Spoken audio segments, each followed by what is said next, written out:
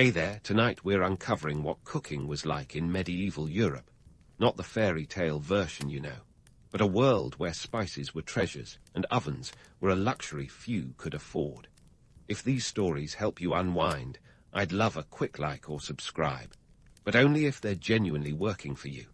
I'm curious where in the world you're listening from, so drop your location and local time in the comments. It's amazing seeing our little community span the globe through these historical tales. Now find your comfort zone, perhaps turn on a fan for that gentle background hum, and let's venture into tonight's story together. You crack open your eyes to the sound of roosters crowing outside your window, a medieval alarm clock you never asked for. The air is crisp, and your breath is visible as you pull yourself out of bed. It's the crack of dawn, but you don't have time to waste. Breakfast in medieval Europe is less about indulgence and more about survival. Forget about bacon and eggs. You're about to break your fast with the real MVP of medieval diets, bread. This isn't your average grocery store loaf, folks. Bread in this era is as essential as your smartphone is today. You shuffle towards the kitchen, rubbing sleep from your eyes, where the smell of baking bread wafts through the air. It's a familiar scent that signifies both sustenance and status. Yes, status, because the type of bread you eat says a lot about who you are. You're not munching on fluffy white slices here.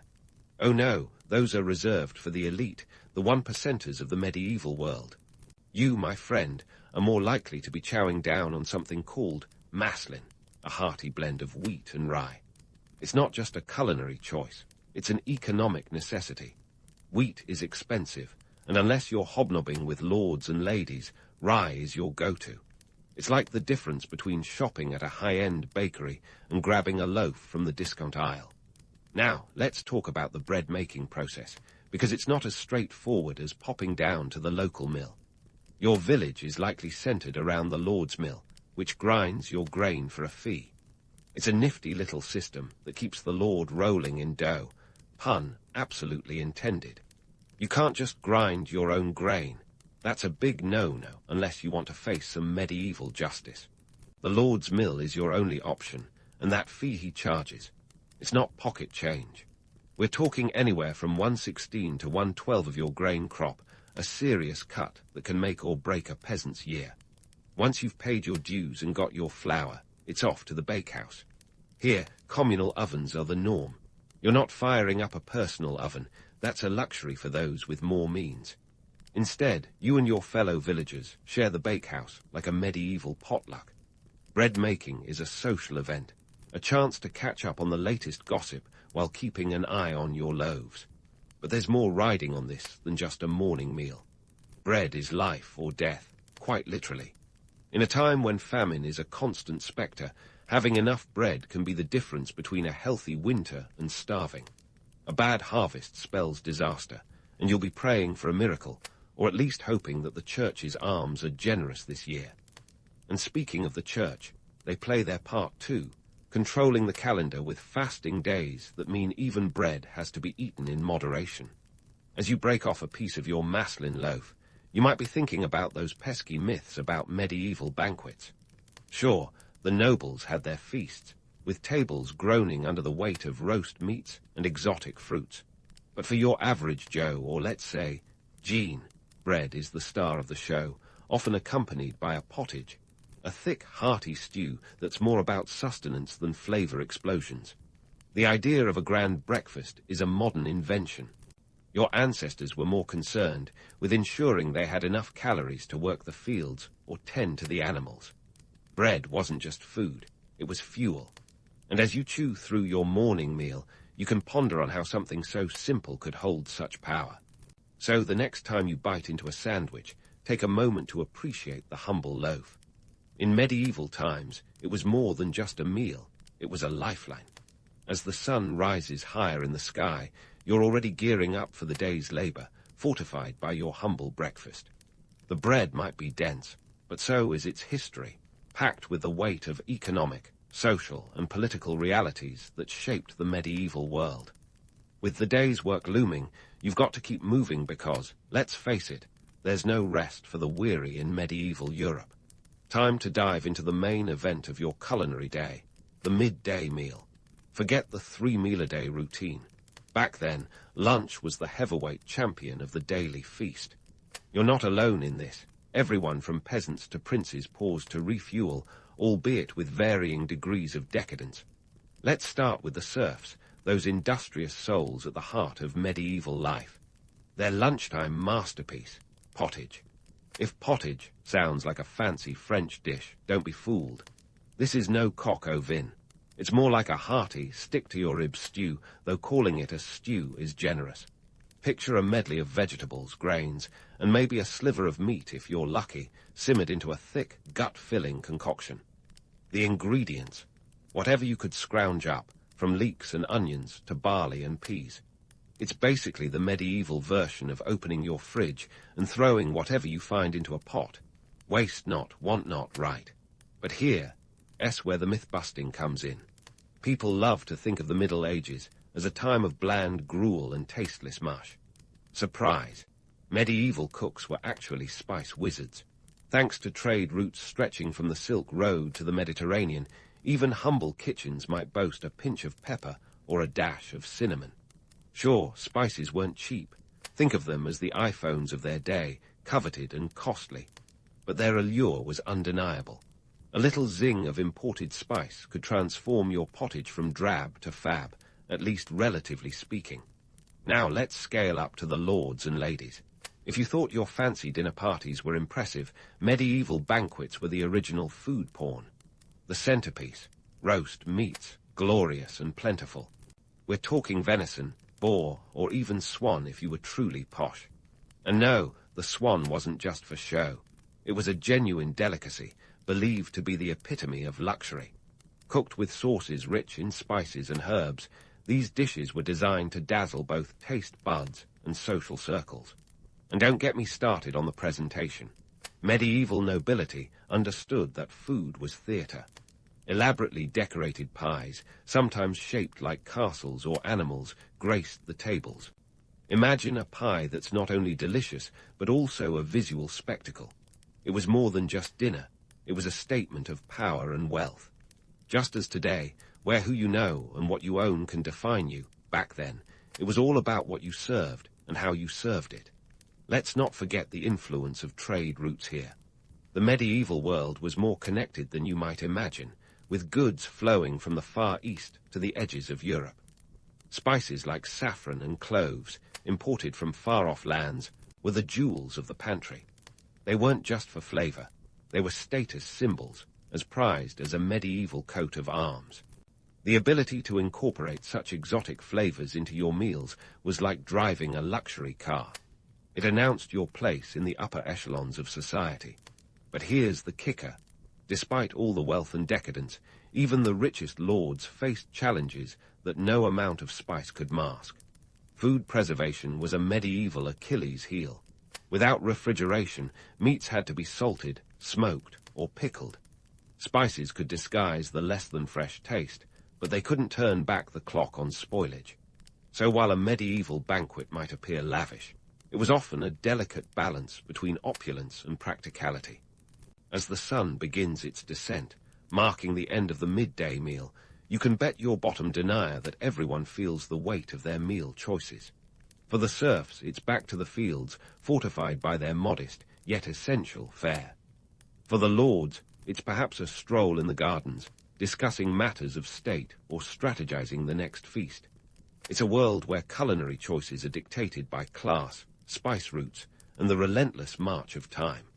So, next time you're lamenting your sad desk lunch, think back to the medieval midday meal. Whether it was a humble pottage or a grand roast, it was a moment of connection, power, and survival. The flavors might have faded into history, but the stories they tell are as vibrant as ever. And remember, the next time you sprinkle a little cinnamon on your latte, you're savoring a piece of history that once traveled thousands of miles to delight the medieval palate. As the day wears on, there's still more to uncover about the medieval dining experience. But for now, let's leave it simmering like a good pottage, ready to be savored in the next chapter of our journey through time. As the afternoon sun casts its golden glow over the medieval landscape, you find yourself back in the heart of the manor, the kitchen. This isn't your modern kitchen with sleek countertops and stainless steel appliances. Nope, it's more like a bustling hub of organized chaos where the magic, or madness, of medieval cooking unfolds. Picture a room filled with the crackling of open fires, the sizzle of meat, and the murmur of voices, each contributing to the culinary symphony of the evening meal. Let's dive into what makes this charred and smoky tableau tick.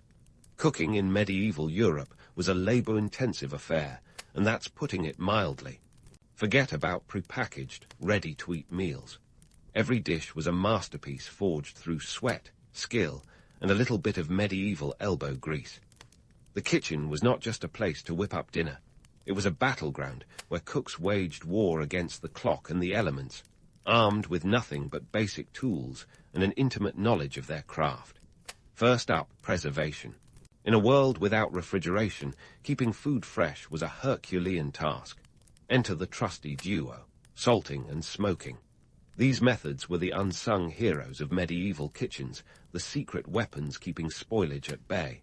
Salting was the medieval equivalent of vacuum sealing your leftovers, drawing out moisture to prevent bacteria from setting up camp. Imagine hauling sacks of salt, which could cost a hefty 2 to 3 shillings per bushel, across the kitchen just to ensure the meat doesn't turn into a science experiment by week's end. And then there's smoking, the culinary cousin that not only preserved food, but also added a delicious, smoky flavor. It's like nature's own marinade, and crucial for keeping those precious proteins from going bad. The hierarchy in the medieval kitchen was a microcosm of the larger feudal system.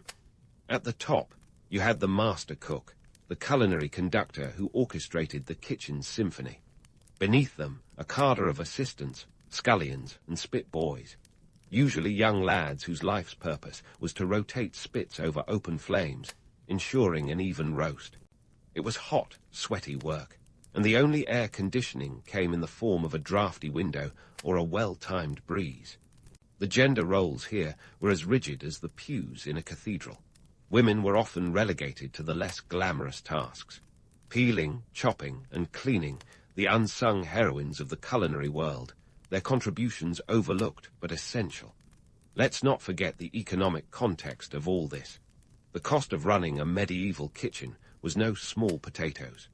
Between purchasing spices, which could run as much as 8–10 shillings per pound for cinnamon, and the never-ending need for fuel to keep fires burning, maintaining a kitchen required a well-stocked purse. And with the lord of the manor demanding banquets fit for royalty, the pressure was on to perform culinary miracles on a budget that would make a modern accountant weep. Now here, where the myth-busting comes in. The romantic image of medieval cooks as rotund, jolly figures is just that, a fairy tale. These were hard-working, often underpaid individuals whose skill was matched only by their endurance. They were the unsung heroes, turning humble ingredients into hearty meals that sustained the manor through long winters and lean harvests. They didn't just cook. They crafted, they created, they conquered the challenges of a world without electric ovens or instant-read thermometers. As the afternoon wears on, the kitchen becomes a flurry of activity, each person knowing their role in this culinary ballet. They work in tandem, a seamless dance of chopping, stirring, and seasoning. The air is thick with the scent of roasting meats and fresh herbs, a tantalizing preview of the feast to come. But beneath the surface of this aromatic wonderland lies the harsh reality. One misstep, one burnt roast, and the cook's reputation could be as charred as the overcooked meat. Yet, despite the challenges and the relentless pace, there's a certain romance to it all. The camaraderie among the kitchen staff, the shared triumphs and failures, the knowledge that, come mealtime, their efforts will be the centerpiece of the evening. It's a world where food is more than sustenance. It's a testament to human ingenuity and resilience. So, as you watch the kitchen staff labor in the flickering firelight, remember that every dish, every loaf of bread, every morsel of meat tells a story of survival, of skill, of social dynamics that dictate who stirs the pot and who commands the flame. The medieval kitchen was the heart of the manor, a place where the magic of cooking came to life, not through spells or enchantments, but through the tireless efforts of those who knew that the path to a full belly was paved with hard work and a touch of smoke. And as the evening approaches, the story isn't over. There's still more to uncover, more to savor in this journey through medieval culinary history. So stay tuned as we continue to explore the flavors and fables of the past, one meal at a time. As the kitchen's cacophony dies down and the sun retreats beyond the horizon, the manor readies itself for the evening meal, a medieval social media event, if you will. This isn't just about filling bellies. It's about reinforcing the pecking order, showcasing wealth, and maybe, just maybe, avoiding indigestion from the day's culinary gambles. Dining in medieval Europe was a spectacle, a reality show where the drama unfolded course by course. Picture yourself entering the great hall, your medieval dining room, where the seating arrangement alone could spark a Game of Thrones-worthy feud. Who gets to sit closest to the Lord? It's not just a matter of comfort. It's a statement of standing. The closer you are, the higher your status, and the warmer you'll be by the central hearth, which is a bonus in drafty stone castles. Invitations here are as coveted as a modern VIP pass, and seating plans are as meticulously crafted as any modern seating chart. It's a social chessboard where every move counts. Now, let's dish on the food. The evening meal is where the day's labors come to fruition, and the tables are set for a feast that could rival an Instagram-worthy spread. Imagine trenchers, essentially edible plates made of stale bread, gracing the table. They're not just for eating. They soak up juices and sauces, serving as a medieval version of a spork, multitasking their way through the meal. Talk about sustainable dining. And while we're on the topic of thirst quenching, let's dive into the liquid gold of medieval dining, ale and mead. Forget the sterilized, bottled water of today. In medieval times, drinking water was as risky as playing Russian roulette. Rivers and wells were often contaminated, making water a potential hazard. Enter ale and mead, the saviors of hydration. Fermentation killed off harmful bacteria, turning drinks into low-alcohol life insurance policies. Ale was the everyday drink, while mead, made from fermented honey, was a bit more upscale, like swapping your can of beer for a glass of champagne. But here's the kicker. Everyone drank ale. Kids, adults, even monks in monasteries were downing this medieval brew. And before you picture everyone stumbling around in a perpetual tipsy haze, remember that medieval ale was weaker than your average craft beer, with an alcohol content of about 1–2%. It was more about staying safe than getting sloshed. As the feast unfolds, it's a communal affair, reinforcing social bonds and hierarchies with every bite. The Lord presides over the table, a culinary monarch surveying his kingdom. Servants scurry about, filling cups and replacing trenchers, while the guests indulge in an array of dishes that speak volumes about the host's wealth and connections. Exotic spices, like nutmeg and ginger, make an appearance, reminding everyone of the trade routes and the Lord's worldly status. These spices were not just garnish. They were the medieval equivalent of bling, flaunting opulence with every sprinkle. But let's not romanticize it entirely. The medieval dining experience was also a testament to practicalities. Without forks, those pronged wonders being a later invention, diners used knives and their fingers, often sharing the same utensils. Hygiene took a backseat, which perhaps explains the heavy use of spices to mask less than fresh flavors. And as for napkins, those were your sleeves, my friend. Formal it was not. As you chew on this historical feast, consider the economic backdrop. Hosting such a meal was an investment, a display of power and generosity that came with a hefty price tag. The cost of spices could easily exceed the annual income of a peasant, and the sheer quantity of food required could strain even the most robust estate. Yet the stakes were high, literally and socially. A successful feast could cement alliances and affirm loyalty, while a botched one could lead to whispers and rivalries. The evening meal wasn't merely about the food.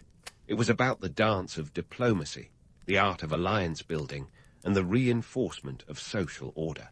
It was a world where the dining table doubled as a stage for political theatre, and every morsel was a move in the game of medieval power.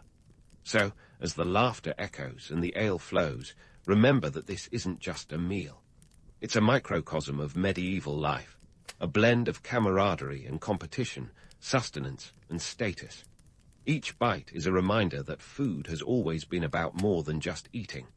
It's about who you are, where you stand, and how you connect with those around you. As the evening draws to a close, and the last of the trenches are cleared away, there's still more to uncover about this mesmerizing medieval world. Stay tuned for the final course as we continue to explore these rich historical tapestries, each thread woven with the flavors and fables of the past. As the candles flicker and the shadows grow longer, the evening meal concludes, leaving behind a tapestry of satisfied bellies and vibrant conversation. But before we tuck ourselves in for the night, let's peel back the layers of medieval cooking myths that, like a stubborn onion, refuse to be easily unraveled. Sure, we've all seen depictions of grand feasts with tables groaning under the weight of every delicacy imaginable. But let's splash some cold medieval reality on that romantic picture. For starters, the grand feast was the medieval equivalent of a blockbuster movie premiere. Exciting, yes, but hardly an everyday occurrence. Most people weren't feasting like kings. They were just trying to keep their families fed on a diet that was more survivalist than sumptuous. A peasant's kitchen was a realm of ingenuity born out of necessity. With limited ingredients and even fewer resources, the average medieval cook was a master of making do with what they had. Forget about foie gras and roasted peacock. We're talking about humble grains, seasonal vegetables, and the occasional bit of meat, if luck was on your side. The harsh truth. The medieval pantry was a place where scarcity was the norm, not the exception. For instance, in the 14th century, a bad harvest could send grain prices soaring, with wheat sometimes costing up to 10 times more than in a bountiful year. Imagine your grocery bill multiplying overnight. It's enough to make even the most seasoned coupon clipper break into a cold sweat. And let's not forget the impact of the Black Death, which swept through Europe in the mid-1300s, wiping out around 30–60% of the population and causing labor shortages that further disrupted food production. Now, let's take a moment to debunk the notion that medieval folks were simply chomping on bland gruel all day. Sure, the dishes weren't breaking any Michelin star records, but medieval cooks were no strangers to flavor. Herbs like parsley and sage were garden staples, while more exotic spices, though expensive, were used sparingly to elevate the simplest of meals. In fact, the use of spices was so prized that during some periods, a pound of pepper could equal a week's wages for a skilled laborer. That's right, pepper. These spices weren't just culinary tools. They were social currency, the edible equivalent of flaunting a designer handbag. And here's another truth bomb. Food preservation was an art form in its own right. In a time when refrigeration meant hoping for a cold snap, medieval cooks got creative. Pickling, fermenting, salting. These weren't just techniques, they were lifelines. Take the humble herring, for instance. Salted and dried, it could be transporting across vast distances, providing a much-needed protein boost to inland communities. It's a testament to human ingenuity, turning a potential food crisis into an opportunity for culinary innovation. So, what legacy has medieval cuisine left us? More than you might think. Ever enjoyed a savory pie? Thank medieval cooks for that one. The practice of encasing meat and vegetables in dough didn't just create a hearty meal. It preserved the contents, allowing for longer storage.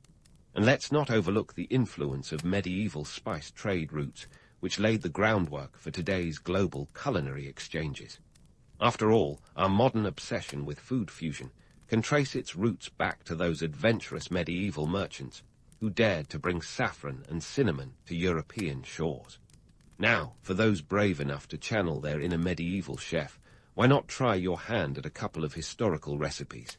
How about a pottage, that quintessential medieval stew? Simply toss together whatever root vegetables you have lying around, add some barley, a splash of ale, and season with whatever herbs you fancy. Simmer it low and slow, and you'll have yourself a dish that would make any serf proud. Or, if you're feeling fancy, whip up a batch of blancmange, a creamy concoction of rice, almond milk, and chicken, flavored with sugar and spices. It was the medieval answer to comfort food, though I'd bet your favorite mac and cheese might still win a taste test. As we wrap up this medieval culinary journey, it's clear that the food of the past was much more than mere sustenance. It was a reflection of societal structures, a canvas for cultural exchange, and a testament to the resilience of those who cooked it. The next time you sit down to a meal, remember the countless generations who came before, innovating and adapting in the face of challenges that would make any modern chef blanch. Medieval cuisine might not be trending on social media, but its legacy is woven into every spice-laden dish and hearty loaf of bread we enjoy today. So here's to the cooks of yore, the unsung heroes who turned survival into art, one meal at a time. In 1371, in the mountainous reaches of Yunnan, China, a boy named Ma He was born into a world that was less about serenity and more about surviving a real-life Game of Thrones. Yunnan wasn't exactly a tourist hotspot back then, unless you were into Mongol invasions or the occasional skirmish. But it was home for Ma He, who would later be known as Zheng He, the Ming dynasty's aquatic superstar. Before he was navigating the high seas, he was navigating the turbulent tides of medieval Chinese politics, learning early that life could be as unpredictable as a junk boat in a typhoon. Ma He was born into a Muslim family, a rarity in a largely Buddhist and Confucian society. His grandfather and father were both Hajis, which means they had made the pilgrimage to Mecca. Quite the frequent flyer miles for the 14th century, if you ask me.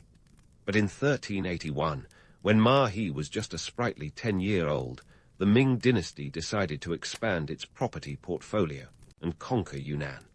The campaign was led by the future Emperor Yonggle's father, Zhu Yuanzhang, who was less of a benign grandfather figure and more of a my way or the highway kind of guy.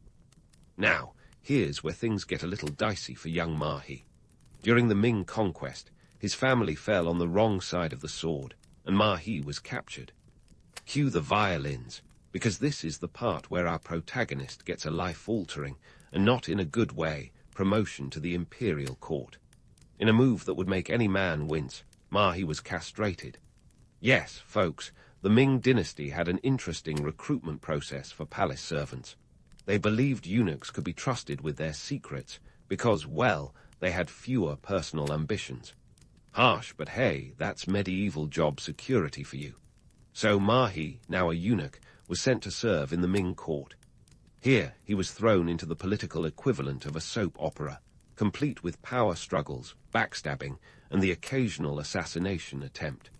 As a servant in the court of the future Yongle emperor, Ma He quickly learned the ropes, or rather, the intricate knots of palace intrigue. The Ming court was a place where allegiances shifted faster than the sands of the Gobi Desert. But Ma He, with the resilience of a bamboo shoot, thrived amidst the chaos. The Ming dynasty itself was quite the spectacle. It was founded in 1368 by Zhu Yuanzhang, a former peasant-turned-emperor who had a knack for turning the tables and heads of his enemies. The dynasty was known for its impressive bureaucracy, a sort of ancient HR department with the power to make or break careers. The court was filled with scholars, bureaucrats, and of course, eunuchs, who were more than just palace decorum. They were the emperor's eyes and ears, the original intel operatives long before MI6 had even thought of a logo. Young Ma He caught the eye of the ambitious Prince of Yan, Zhu Dai, who was as charming as he was ruthless. Zhu Dai had a vision, or perhaps a grudge, to become emperor, and he saw potential in Ma He. Under Zhu Dai's tutelage, Ma He received an education that would make any scholar green with envy. He learned about Confucian classics, military strategy, and most importantly, the art of survival in a court where one wrong move could land you in a less-than-cozy dungeon. When Zhu Dai eventually seized the throne in 1402, after a little family disagreement known as the Jingnan Campaign, Ma He was right there with him. As a reward for his loyalty, Ma He was given a new name, Zheng He. It's a bit like getting a new username after a big promotion, but in this case, it also came with an impressive title, Admiral of the Ming Fleet. Not too shabby for a kid from Yunnan who'd been caught in the crossfire of dynastic ambitions. Zheng He's rise to prominence was no accident. It was a mixture of shrewd political maneuvering, a bit of luck, and the ability to read the room, a vital skill when the room is filled with people who might want you dead. The socio-political landscape of the Ming court was like a high-stakes game of mahjong, where each tile could change your fate. But Zheng, he played it well, becoming a trusted advisor and a symbol of the emperor's power and reach. The Ming dynasty itself was a powerhouse of cultural and political achievement. Under the Yongle emperor, China's naval expeditions reached new heights, literally and figuratively. Zheng He was soon to become the face of these voyages, leading massive fleets across the Indian Ocean to places as far-flung as Africa and the Middle East. But that's a story for another day. For now, let's just say that Zheng He's journey from a humble home in Yunnan to the grand halls of the Ming Palace was just the beginning of an epic tale that would sail into the annals of history. And so, with the wind of destiny, or was it just a political draft? At his back, Zheng He set sail in 1405 on what would be the first of his legendary voyages. But let's not get too misty-eyed just yet. This wasn't your run-of-the-mill pleasure cruise. It was a colossal undertaking that would make even the most seasoned event planner weep into their spreadsheets. Imagine orchestrating a floating city of over 300 ships and 28,000 men, all without the aid of modern technology. No Google Maps, no GPS, just the stars, some rudimentary maps, and a prayer to the sea gods. Zheng He's fleet was an impressive sight, to say the least. Picture this. 62 treasure ships, each one as long as a football field and as wide as your average ego at a family reunion. These giants were flanked by hundreds of smaller ships, including supply vessels, warships, and even some dedicated to carrying horses. Yes, horses, because every good diplomatic mission needs a cavalry charge, apparently. It was an armada the likes of which the world had never seen, and it was about to make waves in more ways than one. Now, let's talk logistics, because the scale of this operation was enough to make even the most seasoned military quartermasters break into a cold sweat. Feeding 28,000 men was no picnic. We're talking about provisions on a biblical scale. Thousands of tons of rice, pork, and dried fish, not to mention the gallons of water that had to be stored and rationed. And let's not forget the human side of things. Keeping 28,000 men healthy and not at each other's throats was a feat worthy of a reality TV show. Considering the hygiene standards of the 15th century, it's a wonder they didn't all succumb to scurvy or the plague. But what was it all for? The traditional narrative paints these voyages as peaceful missions of diplomacy and trade, a sort of 15th century goodwill tour. But let's not be naive. This wasn't just about exchanging trinkets and pleasantries. Sure, there were gifts involved, exotic animals, rare spices, and the occasional diplomatic envy. But beneath the surface, there was a hefty dose of geopolitical muscle flexing. The Ming dynasty wanted to announce its arrival on the global stage with the subtlety of a gong at a silent retreat.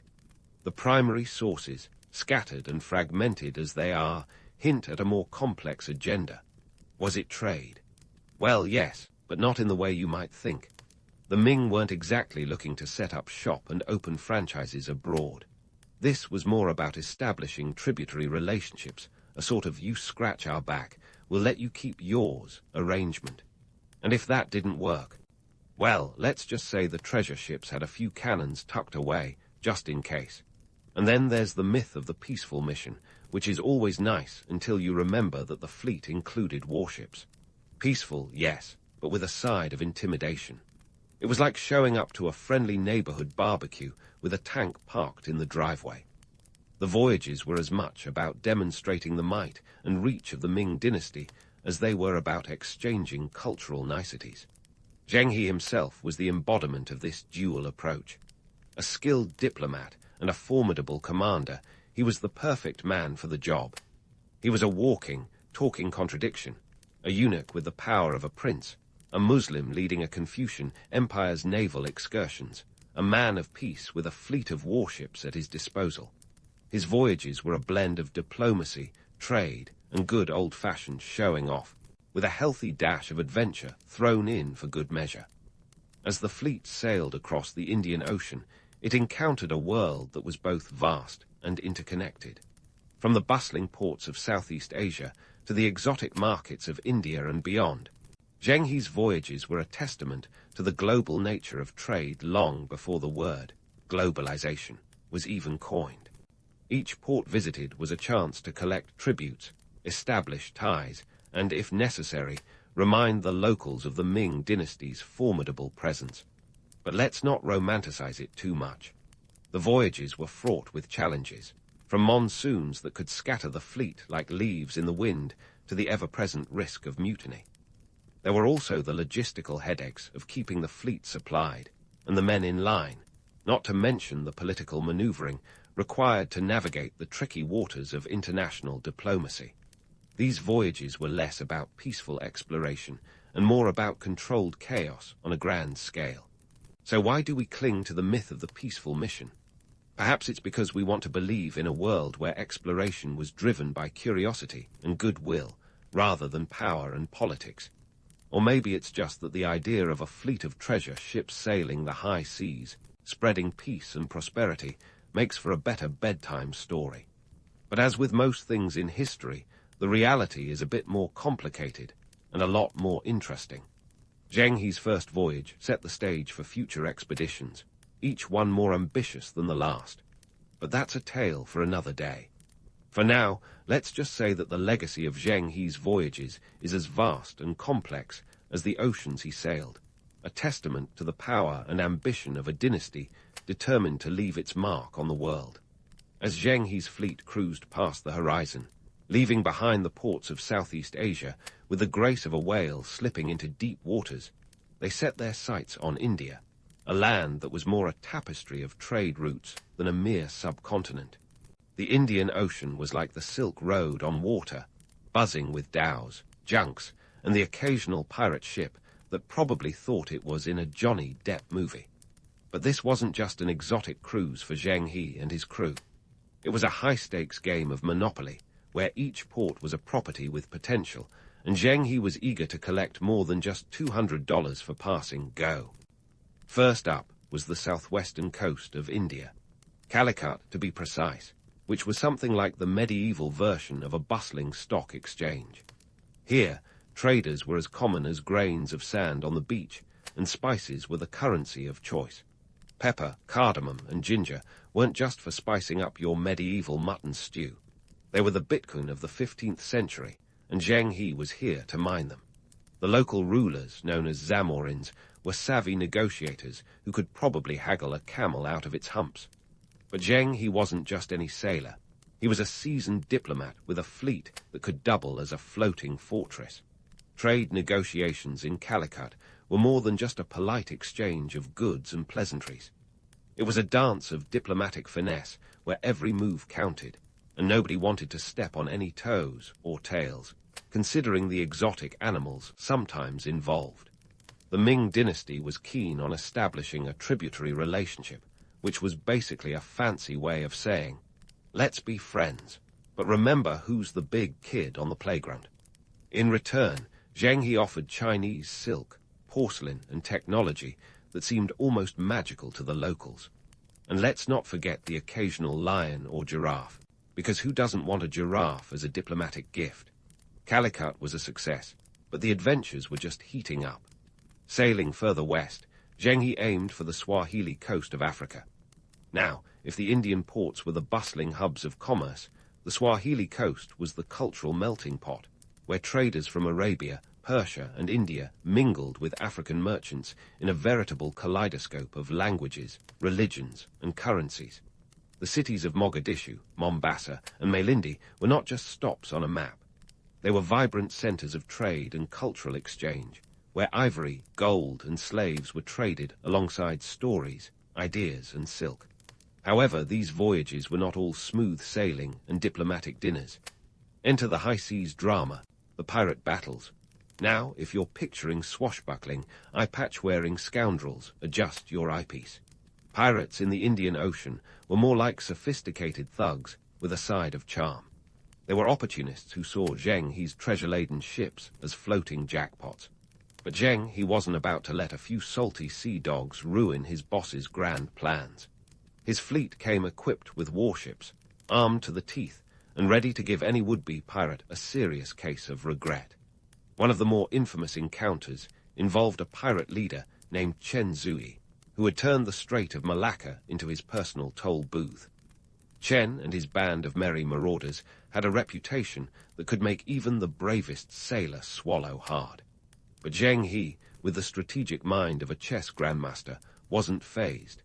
In a confrontation that could rival any blockbuster naval battle, Zheng's forces engaged Chen's fleet in a clash of tactics and firepower.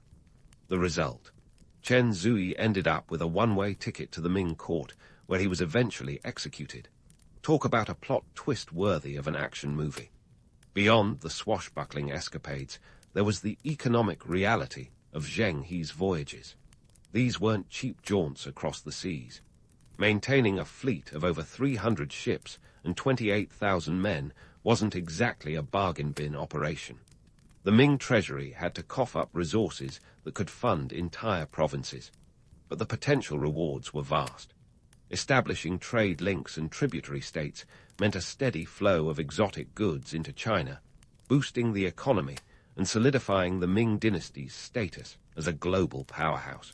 It was a high-risk, high-reward venture that paid off in prestige, if not always in cold, hard cash. Yet, let's not pretend the voyages were solely about economics. They were as much about the soft power of cultural exchange as they were about hard currency. Each port visited was a chance to share Chinese art, technology, and ideas, while also absorbing the rich tapestry of cultures encountered along the way. These interactions left a lasting imprint, not just in the form of goods, but in the flow of knowledge and tradition. Who knew that a fleet of ships could double as an early version of the internet, connecting disparate cultures across vast distances? Of course, no epic tale is complete without a few nautical blunders, and Zheng He's voyages had their fair share. Navigating the vast ocean without modern technology was like trying to drive cross-country with a hand-drawn map and a compass that occasionally pointed south. Storms could scatter ships like a toddler with a box of Legos, and the navigational challenges were enough to turn even the most seasoned sailor's hair white. But Zheng He and his crew adapted, learned, and continued their journey, proving that sometimes the best way to find your way is to keep moving forward, even if you're not entirely sure where forward is. As the fleet sailed back towards China, laden with the spoils of trade and the stories of their adventures, they left behind a legacy that was as complex as the waters they had traversed. Zheng He's voyages were a testament to the power of ambition, the allure of exploration, and the intricate dance of diplomacy on a global scale.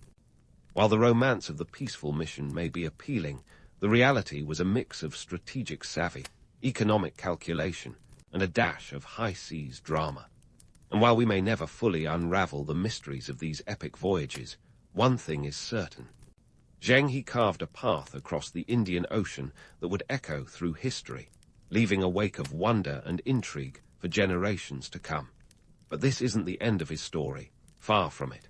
More adventures, challenges, and discoveries lay ahead, as Zheng He continued to chart courses that would shape the world in ways he could never have imagined. Stay tuned, because the High Seas saga is just getting started.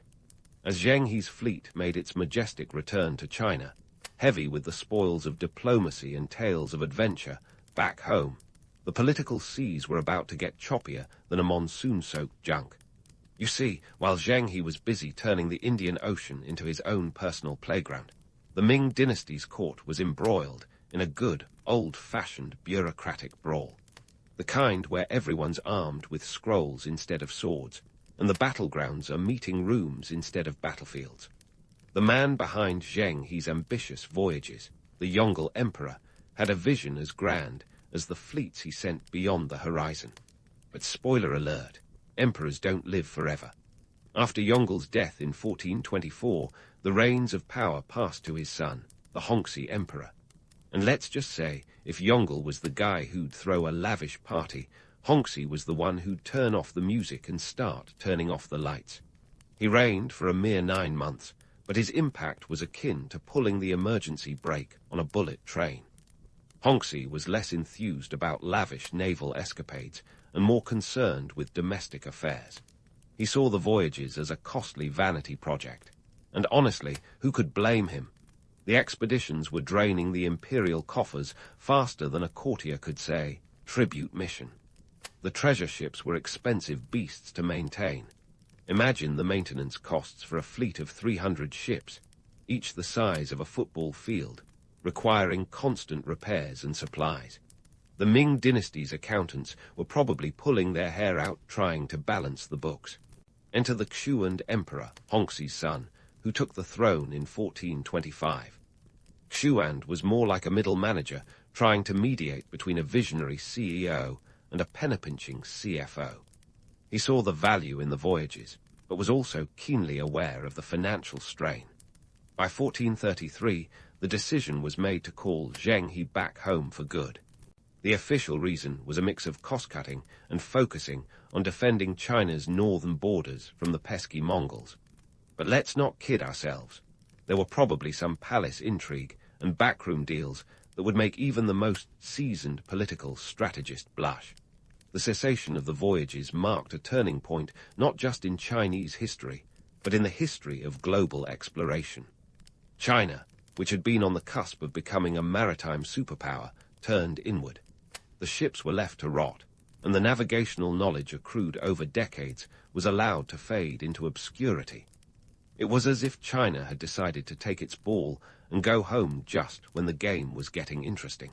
This brings us to one of history's great what-ifs. What if China had continued its maritime expansion? Would the age of exploration have been a Chinese affair instead of a European one? Would Vasco da Gama have found a Chinese fleet waiting for him when he rounded the Cape of Good Hope?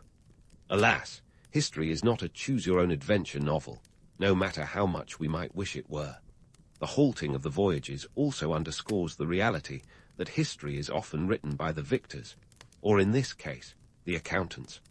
The romantic tales of Zheng leading grand armadas across the seas were overshadowed by the mundane realities of budgets and bureaucratic priorities.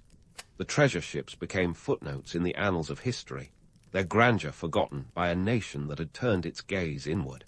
But let's not leave you with the image of Zheng's fleets as relics mired in dust and disuse.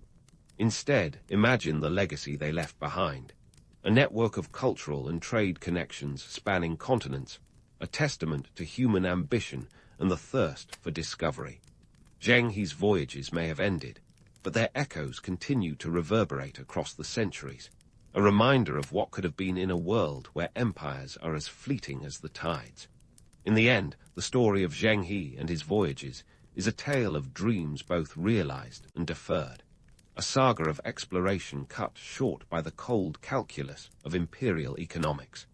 And while it's tempting to romanticize these grand adventures, it's just as important to remember the gritty, complex realities that defined them. So, as we sail toward the conclusion of this story, keep your eyes on the horizon. There's still more history to uncover. Zheng's fleets, once the pride of the Ming dynasty's maritime endeavors, now rested in the annals of history like forgotten relics. The grandeur of those expeditions, however, left a wake that rippled through time, stirring both admiration and embellishment. Fast forward to today, and Zheng has been transformed into a tapestry of myth and reality, his story woven with threads both golden and tarnished. Let's unpack this patchwork and see what lies beneath the glitzy medieval PR campaign. The romanticized image of Zheng, a swashbuckling diplomat spreading peace and prosperity across the 7 seas, has a certain allure, doesn't it? It's like the historical version of a feel-good blockbuster. But as with any good tale, the truth is often a bit messier. While Zheng's missions were indeed marvels of coordination and naval prowess, there were also exercises in imperial flexing. Think of them as the ancient equivalent of a global branding exercise. where the Ming dynasty showcased its power and influence with a fleet that was as much a floating embassy as it was a reminder of who called the shots. The myths that have sprouted from Zheng He's legacy often paint him as a benevolent explorer, a man above the fray of politics and ambition. Yet, the reality is that his voyages were deeply rooted in the machinations of the Ming court. They weren't just about spreading goodwill or exchanging cultural gifts. They were about securing trade routes, establishing tributary states, and projecting Chinese might. It was international relations dressed up in sails and silk, and while Zheng He may have been a man of peace, his voyages were anything but passive. Over time, Zheng He's image has been used and occasionally misused to serve various narratives. In China, he's celebrated as a symbol of national pride, a testament to a time when the Middle Kingdom was truly the center of the world. His story is taught as an example of Chinese innovation and exploration long before the Europeans set sail in search of new worlds. Yet outside of China, his name often gets lost in the shadow of Columbus and Magellan.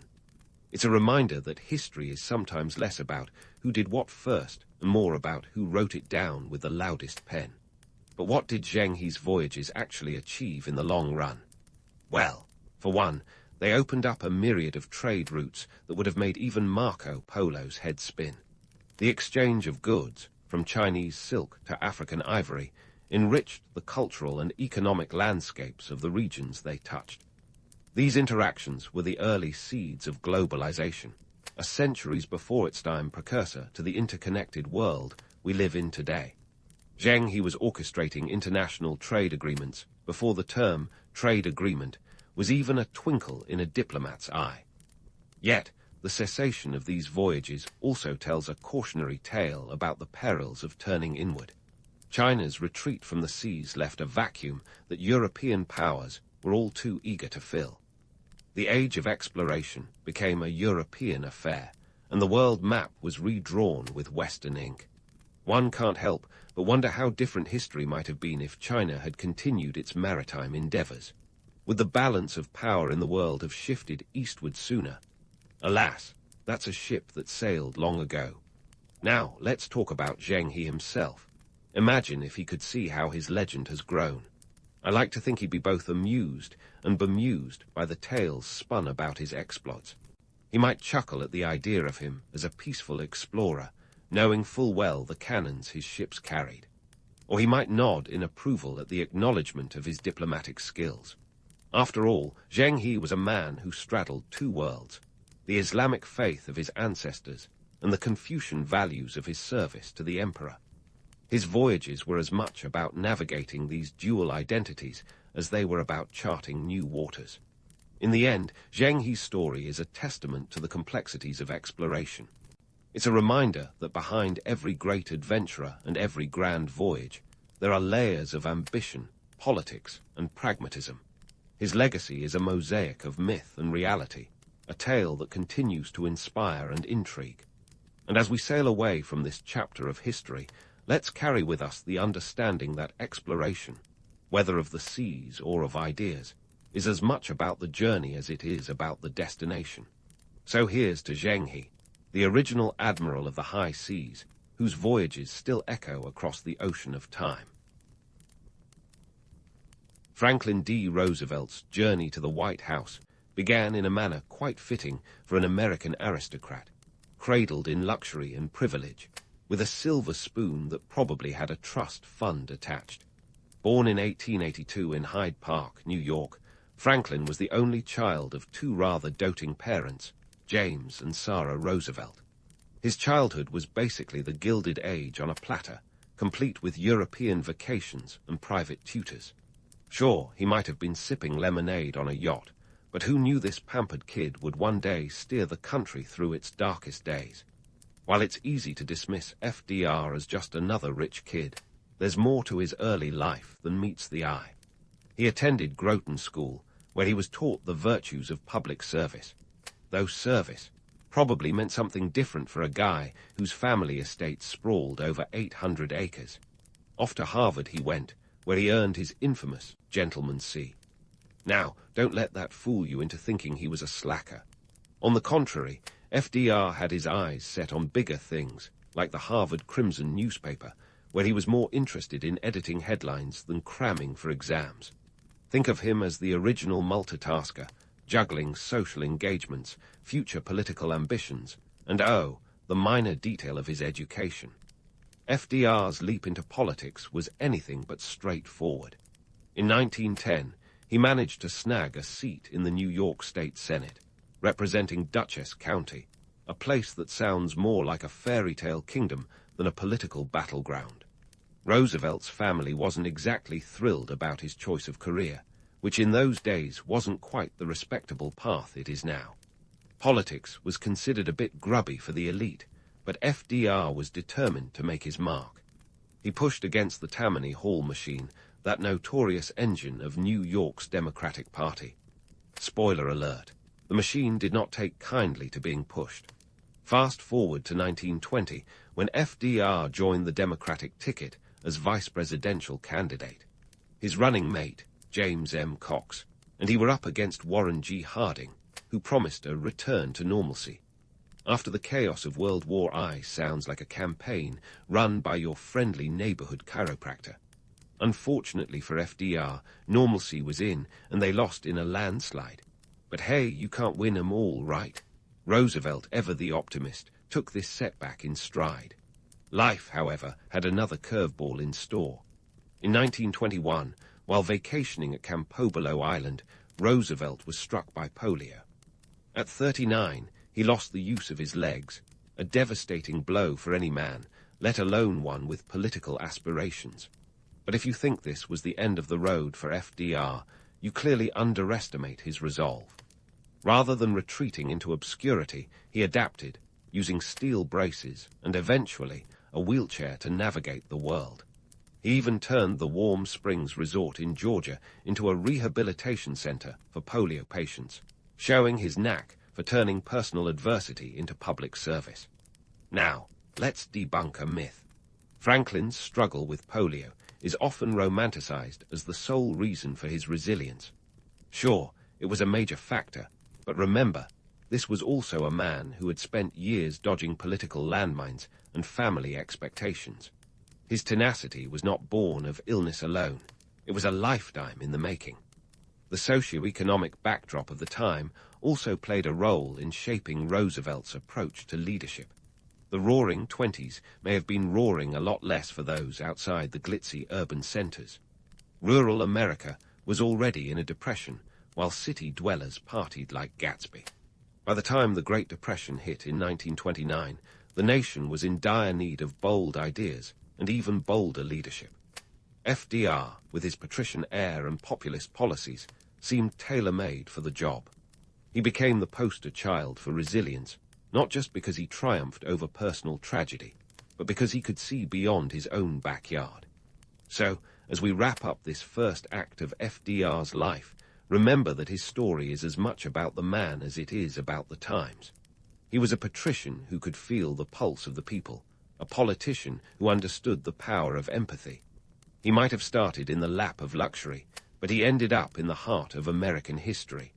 Stay tuned, because the transformation from privileged heir to a champion of the New Deal promises more twists and turns than a Gatsby party on a roller coaster.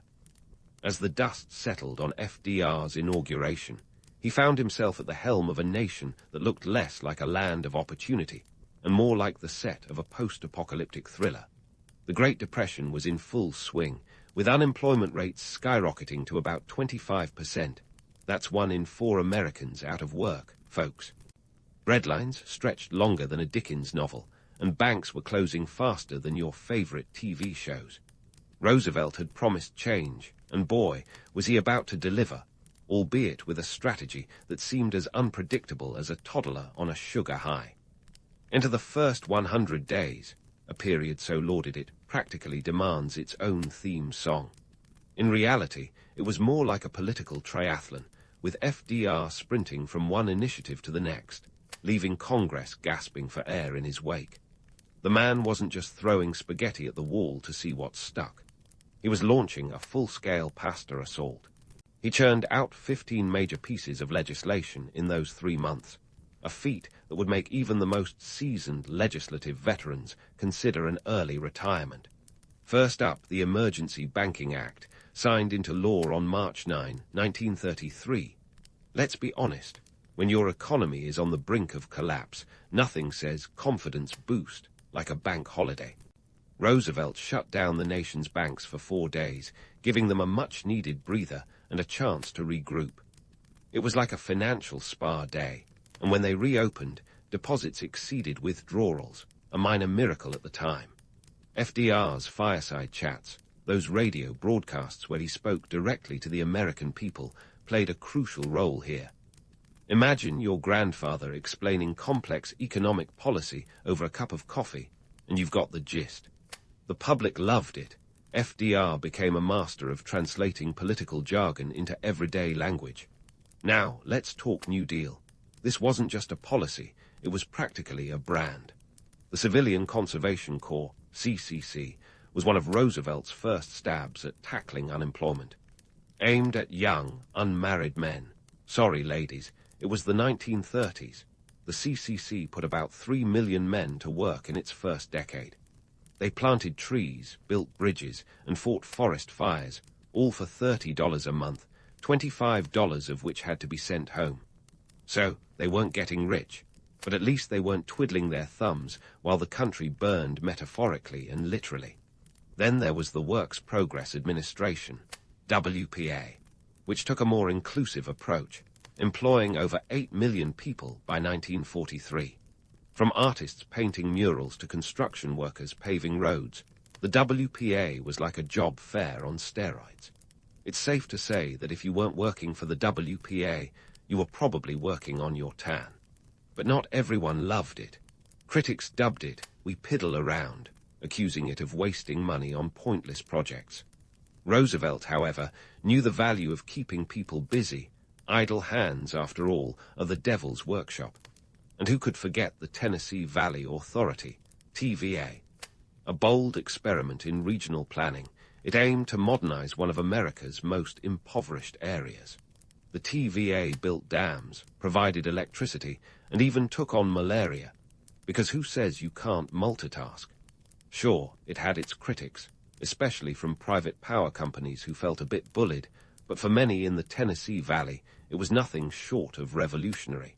But let's not sugarcoat it. The New Deal wasn't all sunshine and rainbows. For every success story, there was a stumble, a misstep, or a flat-out failure. FDR's National Recovery Administration, NRA. No, not that NRA was created to stimulate industry and reduce unemployment. It was ambitious, it was rigorous, and it was a flop, ultimately declared unconstitutional in 1935. The economy, like a stubborn mule, refused to be kick-started by sheer will alone. Here's the kicker. Despite the whirlwind of initiatives, FDR's early days didn't magically fix the Depression. The romantic narrative of a swift recovery is just that, a narrative. By 1936, unemployment was still over 16%, and economic growth was a slow crawl rather than a sprint. But what Roosevelt did achieve was a shift in the American psyche. He restored hope, transformed the role of the federal government, and redefined the social contract between the state and its citizens. As we wrap up this snapshot of FDR's early presidency, it's clear that he was more than just a man with a plan. He was a leader who understood that sometimes what people need most is a reason to believe. Roosevelt may not have had all the answers, but he had the courage to act. And in a time when the world seemed to be collapsing, that was a rare and precious commodity. So stay tuned as we delve deeper into the New Deal's labyrinthine legacy, where more surprises await around every bureaucratic corner. As Roosevelt's New Deal began to take shape, he quickly learned that even the most well-intentioned plans can become tangled in the web of American politics. Navigating the halls of Congress was akin to steering a ship through a storm while the deckhands argued over the map. Roosevelt, with his patrician charm and a smile that could melt ice, knew that getting Congress to dance to his tune was no waltz in the park. It was more like a chaotic jazz number, with unpredictable improvisations and the occasional sour note. FDR's relationship with Congress was a mix of admiration and exasperation. On one hand, his Democratic majority seemed like a golden ticket. On the other, it was a bit like herding cats, cats with distinct agendas and a penchant for discord. Take, for instance, the 1935 Social Security Act. While it was a groundbreaking step toward a safety net for the elderly, the disabled, and the unemployed, getting it passed required more political acrobatics than a Cirque du Soleil performance. Roosevelt had to juggle concerns about federal overreach, states' rights, and a national budget tighter than a pair of 1930s trousers. Now, let's talk about the Supreme Court, which was, in many ways, the ultimate frenemy in Roosevelt's political saga. Initially, FDR was riding high on his legislative victories, but the justices had other plans. Picture this. FDR proposes the National Industrial Recovery Act to jumpstart the economy, and the Supreme Court strikes it down in 1935, labeling it unconstitutional. Ouch, talk about a reality check. It was like handing in your term paper only to have it returned with a big, fat F and a note saying, "Try again." The real drama unfolded in 1937 with Roosevelt's infamous court-packing plan. The court-packing scheme, part political maneuver, part high-stakes drama worthy of a Broadway production. With the Supreme Court striking down key elements of his New Deal, FDR decided that a little reshuffling was in order.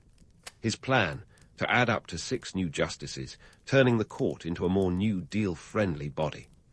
Roosevelt justified it as easing the workload of aging justices, but let's be honest, it was a power grab that even Machiavelli might have applauded.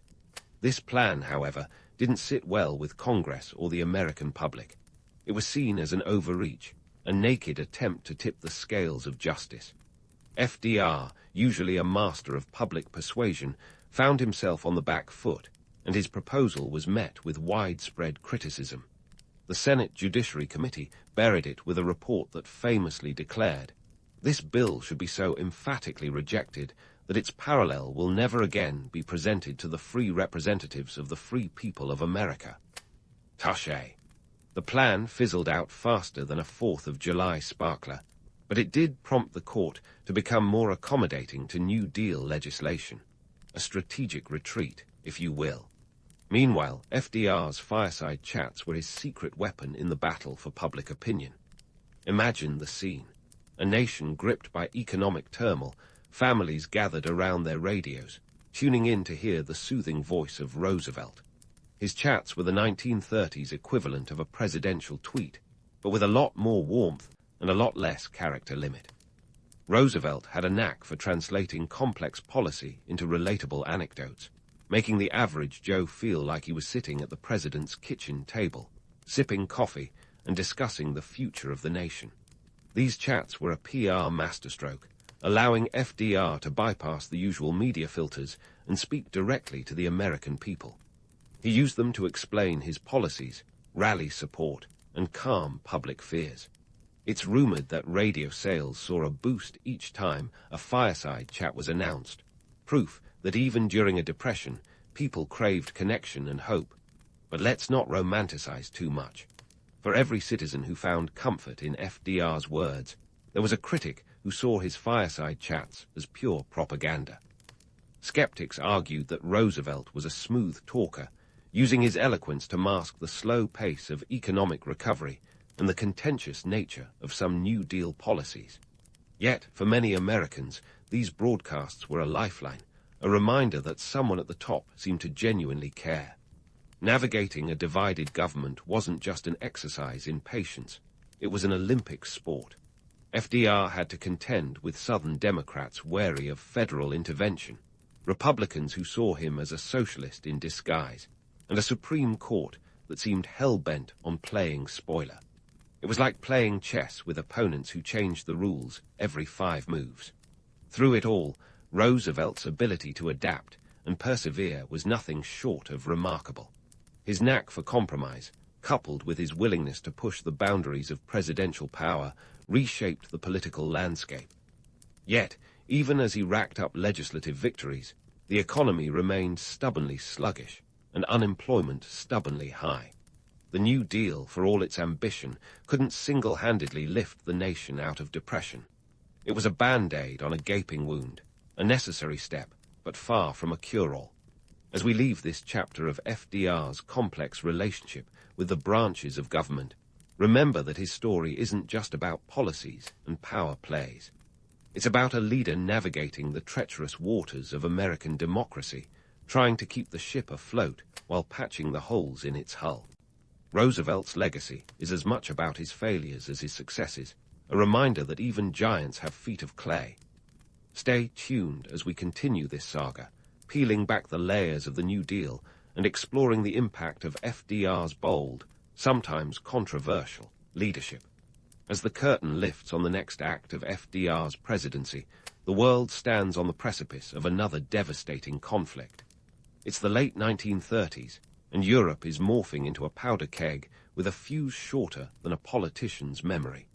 Meanwhile, across the pond, America is caught in a drama of its own, a delicate balancing act between isolationism and the undeniable rumblings of war.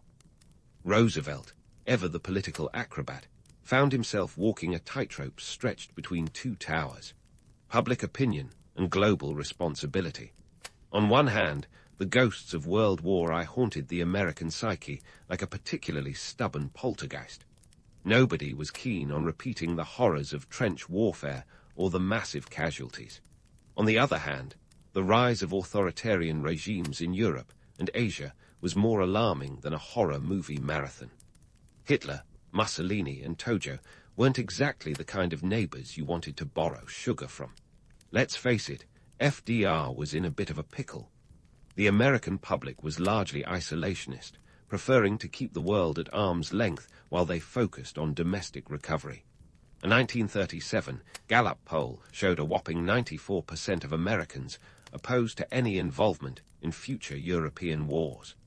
But Roosevelt, with his astute geopolitical instincts, knew that ignoring the storm brewing abroad could be as dangerous as ignoring a ticking time bomb.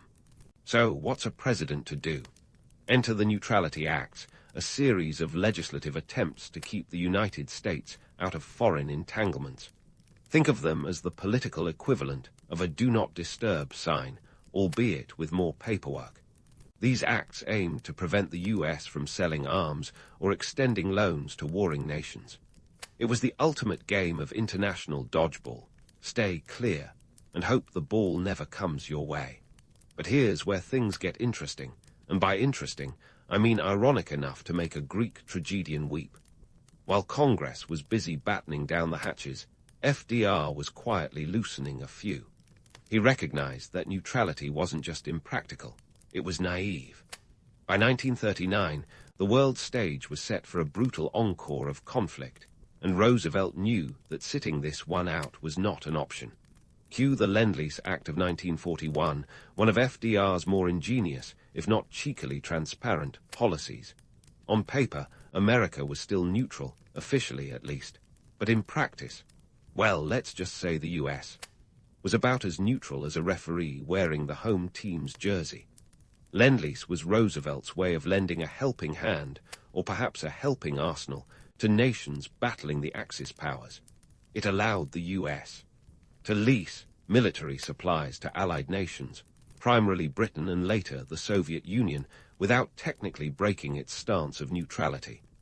Think of it as a kind of wartime Amazon Prime, with tanks and planes instead of books and gadgets. The economic impact was nothing short of transformative. By the end of World War II, the US had supplied over $50 billion, roughly $700 billion in today's dollars, worth of aid.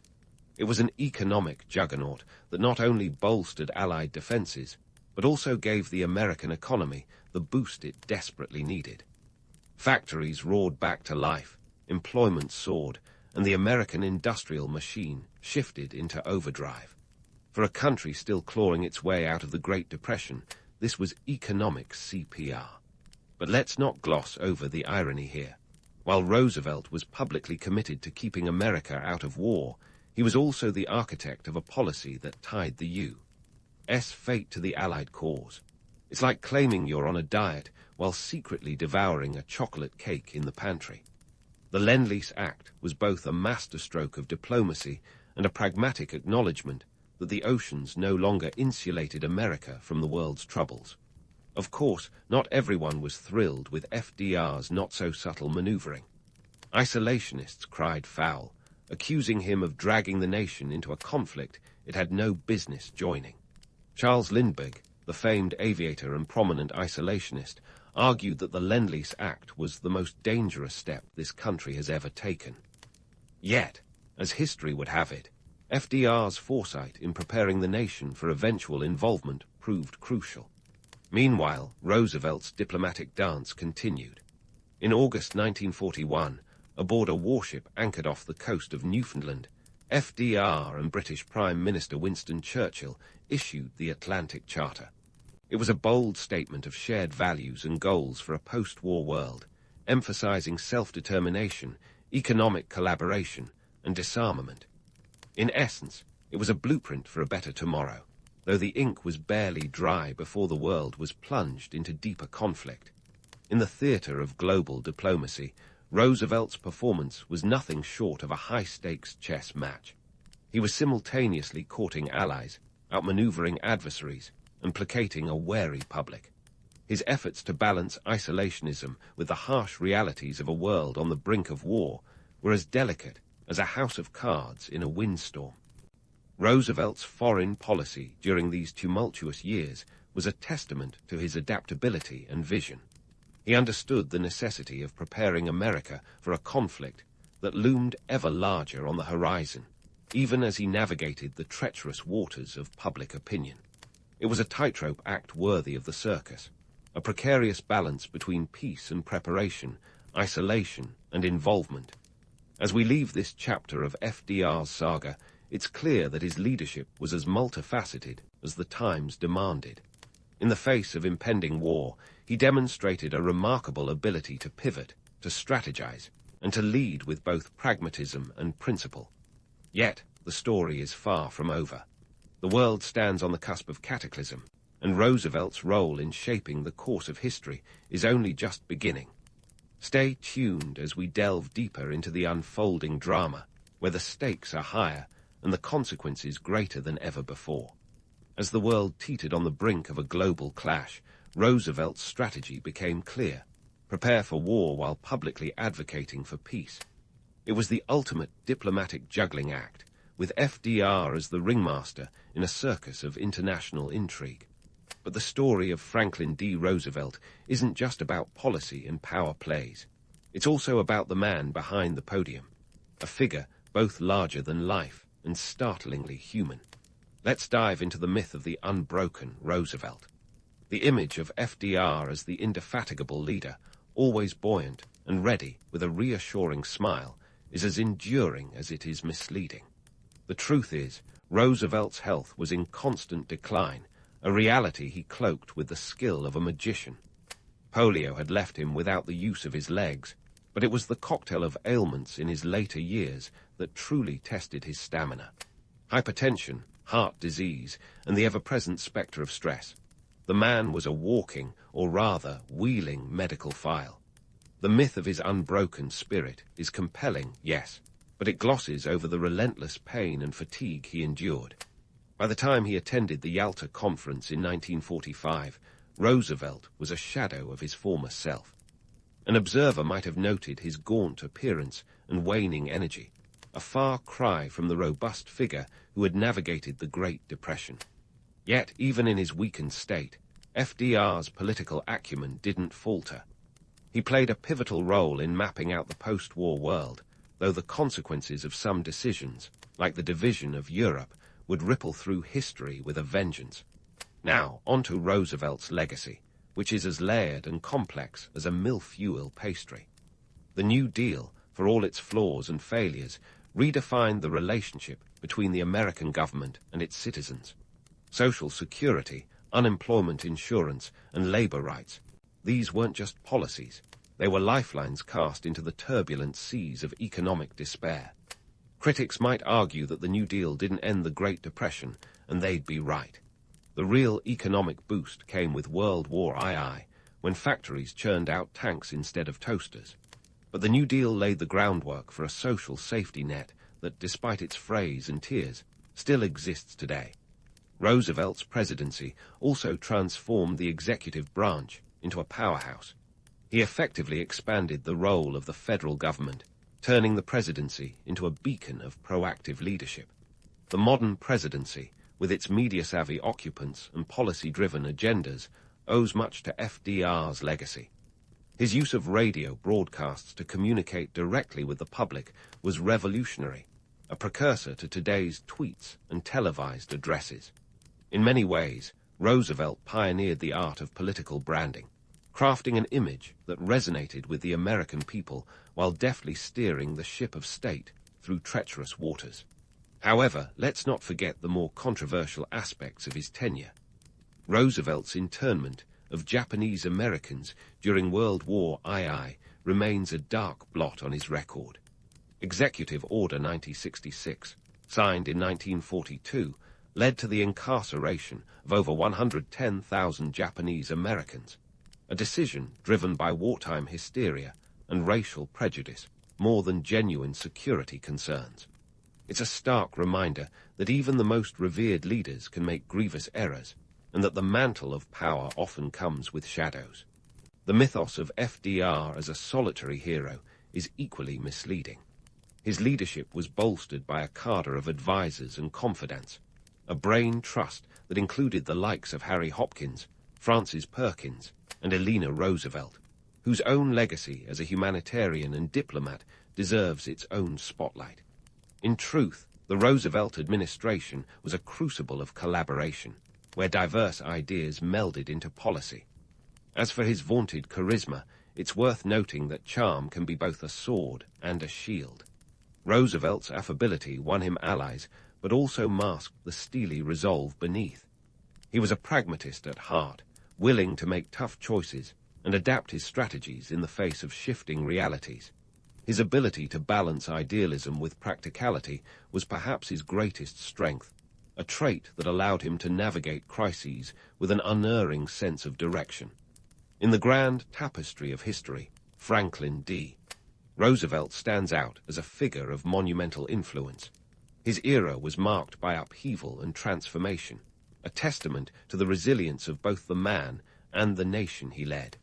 Yet it's crucial to remember that Roosevelt's story is not just one of triumph, but also of trials, of a leader who faced formidable challenges with a blend of courage and compromise.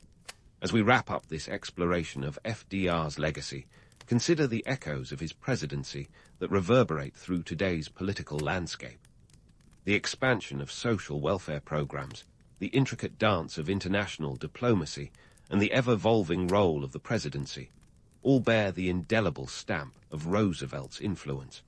His tenure was a masterclass in the art of leadership, a reminder that even giants have their flaws and that the path to progress is rarely a straight line.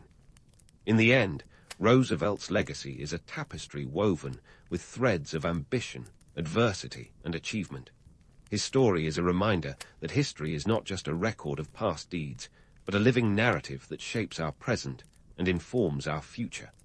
So, as you drift off with these new insights, remember that the past is always with us, a guiding star and a cautionary tale, illuminating the path forward even as it reminds us of the shadows we leave behind.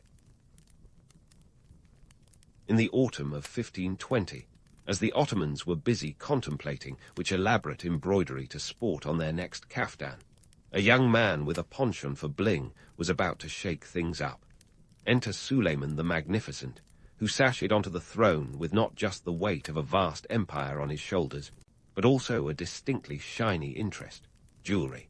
Yes, while some kids were busy collecting rocks, young Suleiman was daydreaming about diamonds. But we're getting ahead of ourselves. Suleiman was born in 1494 in Trabzon, a city that might not top your bucket list today, but back then was a bustling hub on the northeastern coast of the Black Sea. He was the only surviving son of Sultan Selim I, also known as Selim the Grim, a nickname that should give you a pretty solid hint about his management style. Suleiman's early life was a blend of rigorous education and a dash of luxury. He was tutored in everything from history and science to the art of warfare, and he could probably recite more poetry than your average English professor. His education was thorough, to say the least, because in those days, being a future sultan required more than just a good beard and a fancy hat. But let's not gloss over that jewelry fascination. It's a lesser-known tidbit that Suleiman was an artisan at heart. He dabbled in goldsmithing, a hobby that might have raised a few eyebrows among his peers, but helped him appreciate the finer things in life, like a well-crafted tiara. This interest in the bling was not just a frivolity. It played into his later policies and patronage of the arts, reminding everyone that even sultans need a little sparkle. Now let's talk politics, because what's a good story without a bit of drama? The political landscape in 1520 was as stable as a house of cards in a wind tunnel. Europe was a patchwork of feuding kingdoms. The Safavid Empire in Persia was giving the Ottomans a run for their money, and internal strife within the Ottoman Empire was like a persistent rash that just wouldn't go away. Suleiman inherited an empire that stretched from the gates of Vienna to the deserts of Arabia. But let's not pretend it was all roses. His dad, Selim, had expanded the empire significantly, leaving Suleiman with the not-so-small task of maintaining it. Talk about pressure. Suleiman's first order of business was to cement his authority and prove to everyone that he was more than just the son of a fearsome warrior. In 1521, he launched his first military campaign against Belgrade, a strategic city that had been a sore spot for the Ottomans for quite some time. And guess what? The campaign was a raging success. Suleiman took Belgrade with a swift strike, showing the world that he meant business, a move that was about as subtle as a sledgehammer. This victory was crucial, as it opened the way for further Ottoman expansion into Europe and solidified Suleiman's reputation as a formidable leader. But let's debunk a myth while we're at it. Some tales suggest Suleiman's rise to power was as smooth as silk, but that's about as believable as a unicorn sighting in Istanbul. The reality was far grittier. The Ottoman court was rife with intrigue, and power struggles were as common as kebabs. Suleiman had to navigate a labyrinth of politics, where one wrong move could lead to a very sudden, very permanent retirement plan. His early military successes were not just about conquest. They were strategic moves to assert his dominance and silence any potential dissenters. So there you have it. Suleiman the Magnificent, the jewel-loving, poetry-reciting powerhouse, stepped into his father's formidable shoes not with trepidation, but with a clear vision and a firm grip on reality. By the time he had Belgrade under his belt, it was clear to everyone that this sultan was not merely following in his father's footsteps. He was carving his own path, one sparkling victory at a time. Belgrade was just the appetizer for Suleiman, a tantalizing taste of what lay ahead. The victory whetted his appetite for conquest, setting the stage for one of the most audacious and consequential battles of his reign, the Battle of Mohacs in 1526. But before we get into the nitty-gritty of one of history's most decisive smackdowns, let's take a moment to appreciate the Herculean effort it took to mobilize an army back in the day. Spoiler alert, it wasn't just a matter of calling an Uber XL and hitting the road. Imagine, if you will, the logistical nightmare of moving an army that could have filled a modest modern-day music festival, somewhere around 100,000 troops, give or take, depending on who was doing the counting. This wasn't just a bunch of guys with swords. We're talking about a caravan of soldiers, horses, artillery, and enough supplies to keep everyone from mutinying over a lack of rations. Suleiman's army was a formidable force, and moving it across continents was a bit like trying to organize a cross-country road trip for the entire graduating class of 1526. Now, the march to Mohacs was no walk in the park. The Ottomans had to traverse everything from scorching plains to treacherous rivers, all while keeping morale high and supply lines intact. This was logistics on a level that would make modern military planners break out in a cold sweat. And let's not forget about the cost, because nothing in life is free, especially not imperial expansion. The campaign was a massive drain on the Ottoman treasury, with resources poured into everything from weaponry to provisions. But in Suleiman's mind, the potential payoff was worth every gold coin. As Suleiman's forces approached Mohacs, the Hungarian defenders, led by King Louis II, were probably wishing they'd spent a little more time on their own military strategy, and a little less on whatever it was they'd been doing instead. The Hungarian army was outnumbered, outgunned, and as it turned out, outmaneuvered. Suleiman's strategy was as elegant as it was ruthless, leveraging his numerical superiority and the element of surprise to devastating effect. The Ottomans launched a coordinated attack that left the Hungarian forces reeling, and within 2 hours, the battle was over. Yes, you heard that right. It took Suleiman about as long to win the Battle of Mohacs as it does to watch a particularly long superhero movie. The victory at Mohacs was a game-changer, not just for Suleiman, but for Europe as a whole. It marked the effective end of the independent Kingdom of Hungary, which was subsequently divided and parceled out like a particularly tasty pie.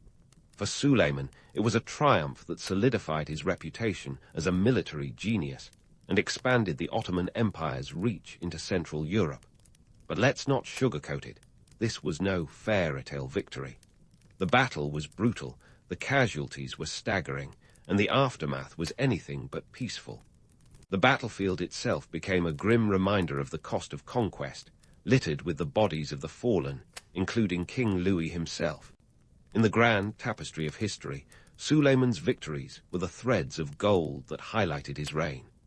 Yet, the economic realities of maintaining such an expansive empire were as harsh as a winter in the Balkans. The Ottomans had to balance the books, and that meant squeezing every last drop of revenue from their newly acquired territories. Taxation became the order of the day, and while the empire's coffers swelled, the burden on the average citizen grew heavier. The myth of the benevolent and magnanimous Sultan, beloved by all, begins to unravel when you consider the financial strain of constant warfare and expansion. It turns out, maintaining a sprawling empire is as expensive as it sounds. Nevertheless, Suleiman's military prowess and strategic acumen made him a figure of both fear and admiration. He was the 16th century version of a rock star, a leader whose reputation preceded him, whose victories were the stuff of legend, and whose charisma could sway even the most skeptical of courtiers. Pop culture in his day wasn't quite what it is now, but if it were, you can bet Suleiman would have been trending on whatever passed for social media back then. His exploits were recounted in coffee houses and public squares, his name synonymous with power and prestige. Despite the romanticized tales of Suleiman's conquests, the reality was that his reign was a constant balancing act, between expansion and stability, between the allure of new territories and the pressing demands of governance. The Battle of Mohacs was a testament to his strategic brilliance, but it was also a reminder of the impermanence of power and the relentless march of history. As Suleiman continued to carve out his empire, he was acutely aware that each victory came with its own set of challenges, each conquest a stepping stone to further trials. So there it is, the duality of Suleiman's legacy, a leader who conquered with the force of a sledgehammer, but governed with the finesse of a jeweler crafting a masterpiece. As we delve deeper into his reign, we'll see how these victories were just the beginning of a saga that would define an era and leave an indelible mark on the world. Stay tuned, because the story of Suleiman the Magnificent is far from over. Now, as Suleiman's empire sprawled across vast territories like a luxurious Ottoman carpet, the Sultan was about to earn himself another nickname, the Lawgiver. And no, this wasn't just a fancy title for a medieval superhero. It was a testament to his sweeping legal reforms, which were as complex and ambitious as the man himself. You see, ruling an empire that stretched from the banks of the Danube to the sands of Arabia wasn't just about wielding swords and sporting bling, though he certainly excelled at both. It required a legal system as intricate as Suleiman's gold-adorned caftans. Enter the canon, a set of secular laws that Suleiman enacted to complement the religious Sharia laws. You might be wondering, why bother with more laws? Well, imagine trying to govern a realm where customs and traditions changed more frequently than a 16th century fashion trend. The canon laws were Suleiman's solution to unify his empire under a coherent legal framework, addressing everything from taxes to criminal justice. Essentially, the Ottoman Empire's version of a one-stop shop for all your legislative needs. The creation of the canon was no small feat. Suleiman wasn't just scribbling on parchment during his downtime between battles. This was a meticulously crafted legal overhaul, and he had the foresight to surround himself with some of the sharpest legal minds of his time. One such figure was Ebesud Effendi, the empire's chief judge, who played a pivotal role in drafting these laws. Together, they created a system that not only streamlined governance, but also increased revenue, a necessity for financing those lavish military campaigns and keeping the empire's coffers from echoing like an empty cavern. Now, let's add a sprinkle of myth-busting magic. The romanticized image of Suleiman as a wise, benevolent ruler doling out justice like some kind of medieval Solomon is undeniably appealing. But in reality, implementing these legal reforms was more akin to herding cats across a minefield. The canon laws had to accommodate diverse cultures, religions, and traditions within the empire. It wasn't all about enlightened governance. It was also about tightening control. These laws were as much about power consolidation as they were about fairness.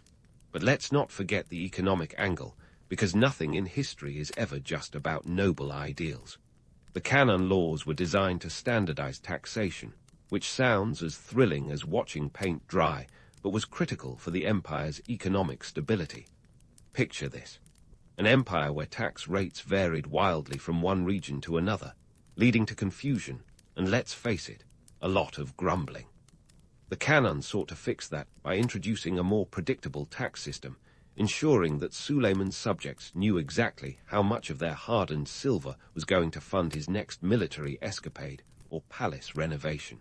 Speaking of silver, it's worth noting that Suleiman's legal reforms weren't just theoretical exercises. They had tangible impacts.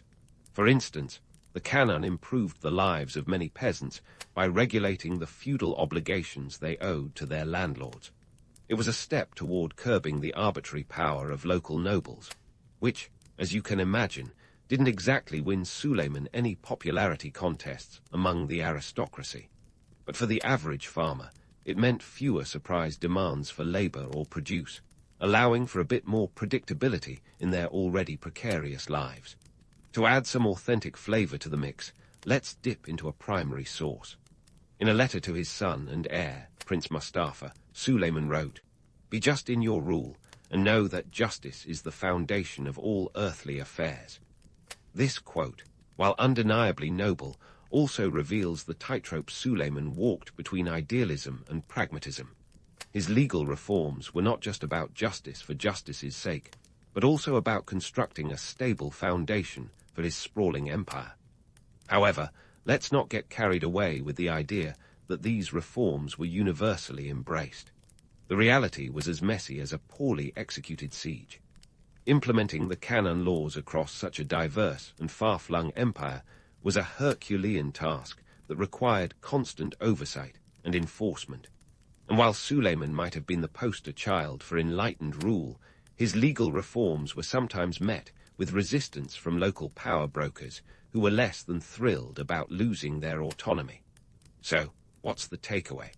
Suleiman's legal reforms were nothing short of revolutionary, establishing him as a ruler who didn't just conquer lands, but also sought to govern them with a sense of order and justice.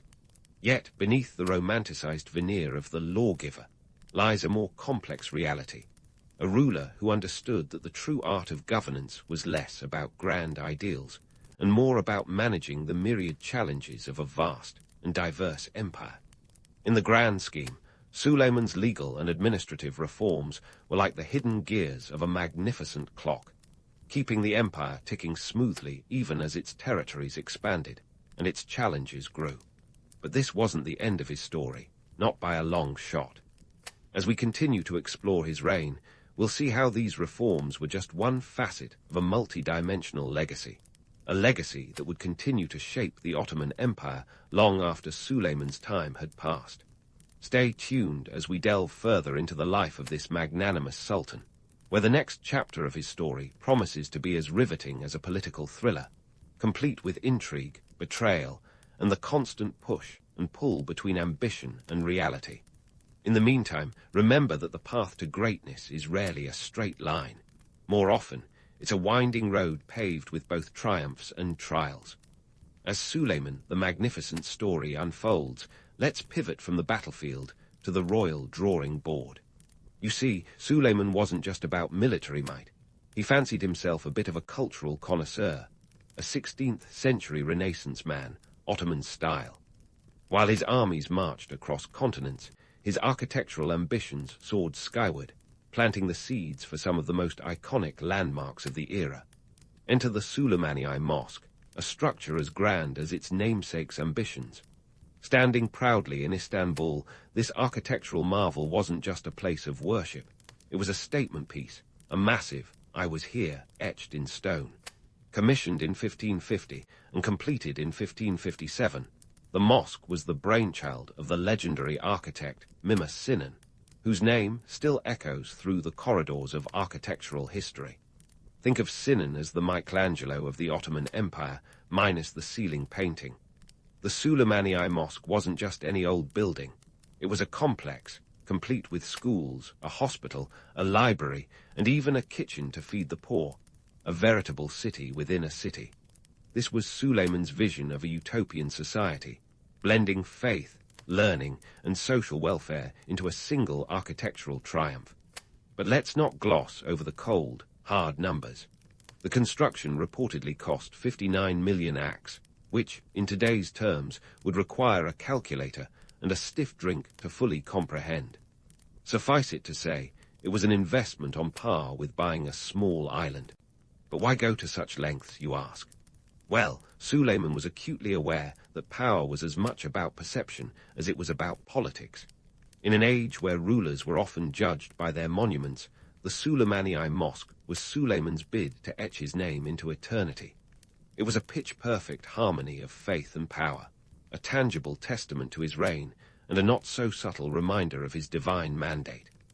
Yet, beneath the marble and minarets, there lay the tug-of-war between Suleiman's artistic aspirations and the demands of ruling an empire that could make a geography teacher weep. While he played the part of a patron of the arts, his empire's coffers were feeling the pinch. The grandiosity of his projects didn't come cheap, and balancing the empire's budget was a task that would make even the most seasoned accountant break into a cold sweat. Meanwhile, Suleiman's penchant for poetry added another layer to his Renaissance man persona. Under the pen name Mughal, which translates to lover, he pennied verses that would make any modern-day romantic blush. His poetry ranged from themes of love and longing to reflections on the burdens of leadership. Imagine a sultan, quill in hand, pouring his heart out in couplets while simultaneously strategizing his next military conquest. Romantic, right, but let's not get carried away by the allure of rhyme and meter. While Suleiman's poetry was a genuine expression of his inner world, it was also a tool for propaganda, meant to humanize the Sultan and endear him to his subjects. Now, no discussion of Suleiman's life would be complete without a nod to the woman who cast a long shadow over his reign. Roxolana, also known as Hurrem Sultan, a former concubine who rose to become Suleiman's legal wife. Roxolana was a force to be reckoned with, a real-life plot twist that would make even the most seasoned screenwriter raise an eyebrow. Her influence on Suleiman was profound, and her rise from the harem to the palace was nothing short of extraordinary. Roxolana's story is the stuff of legends, a captive-turned queen wielding power from behind the veil. Unlike the typical sultana, who might have been content to remain in the shadows, Roxolana was actively involved in state affairs, a fact that ruffled more than a few feathers at court. Her relationship with Suleiman was a partnership of equals, a rare dynamic in the male-dominated world of Ottoman politics. But let's not sugarcoat it. Roxolana's ascent was as controversial as it was unprecedented. Her influence over Suleiman was viewed with suspicion, and she became a polarizing figure, both revered and reviled. The court was rife with rumors of her scheming, as whispers circulated about her role in the downfall of Suleiman's eldest son, Mustafa, who was executed on charges of treason, a charge that some said Roxolana had a hand in orchestrating. Whether these accusations hold water or are merely the stuff of courtly gossip is a matter of historical debate. But one thing is certain.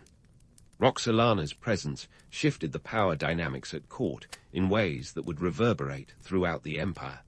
Suleiman's relationship with Roxolana also fed into the mythos of the Sultan as a lover, a man susceptible to the charms and wiles of a formidable woman. It's a narrative that adds a humanizing layer to his public image, but it also complicates the picture of Suleiman as a ruler whose decisions were influenced by personal relationships as much as by political strategy. As the empire expanded and the burdens of leadership weighed heavily on his shoulders, Suleiman found solace in his cultural pursuits, using architecture, poetry, and personal relationships as outlets for his creative energies. But these endeavors were not without their own complexities and contradictions, reflecting the dual nature of a ruler caught between the demands of empire and the desires of the heart. So, where does this leave us in the grand tapestry of Suleiman's legacy? We've seen him as a conqueror, a lawgiver, an architect of culture, and a man whose heart beat as fiercely as his ambitions. Yet this multifaceted legacy is far from complete. As we continue to unravel the intricacies of his reign, we'll see how these cultural contributions and personal relationships shaped the empire and the man behind the myth. Stay tuned for more as the story of Suleiman the Magnificent continues to unfold, revealing the triumphs and tribulations of a sultan whose impact echoes through history. As we wrap up the saga of Suleiman the Magnificent, it's time to step back and take a panoramic view of the legacy he left behind, a legacy as complex as the man himself. Suleiman's reign was a tapestry woven with threads of military conquest, legal reform, cultural patronage, and personal intrigue. But what does history really say about the man who wore so many hats? Firstly, let's talk about the lasting impact of Suleiman's military campaigns. Sure, he scored some impressive victories, but the Ottoman Empire was like a balloon stretched to its limits. The more it expanded, the more it risked popping. By the time Suleiman's boots were off the battlefield, the empire was a sprawling beast, covering over 2 million square kilometers at its peak. While this made for an impressive footprint on the map, it also meant that future sultans had the unenviable task of holding it all together, a task akin to juggling flaming torches while riding a unicycle. Suleiman's legal reforms, though groundbreaking, were a double-edged sword. The canon laws helped streamline governance, which was great for keeping the empire from collapsing under its own weight. But they also set a precedent for centralized power, which later sultans might not have wielded with Suleiman's finesse. His successors inherited a system that demanded constant maintenance, like an ancient clock that only he had the manual for. Culturally, Suleiman was a heavyweight champion. The architectural wonders he commissioned, particularly the Suleimani Mosque, still stand today as testaments to his vision. But while these monuments are breathtaking, they also remind us of the exorbitant costs that came with them. The empire's coffers might have been bursting with silver thanks to a robust taxation system, but they were also constantly being raided to fund these grand projects. In short, Suleiman's cultural achievements were a bit like buying a Ferrari when you're not quite sure if you can afford the insurance.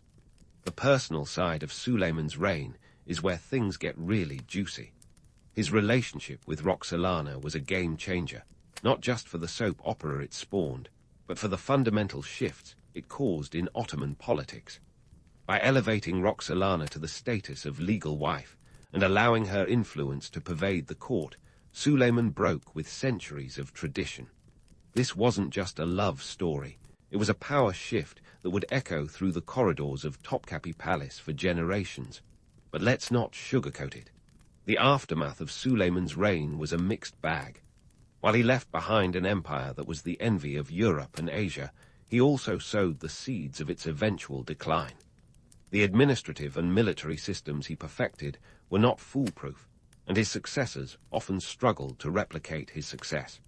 The empire's expansion had stretched its resources thin, and internal strife began to creep in like a slow-moving storm.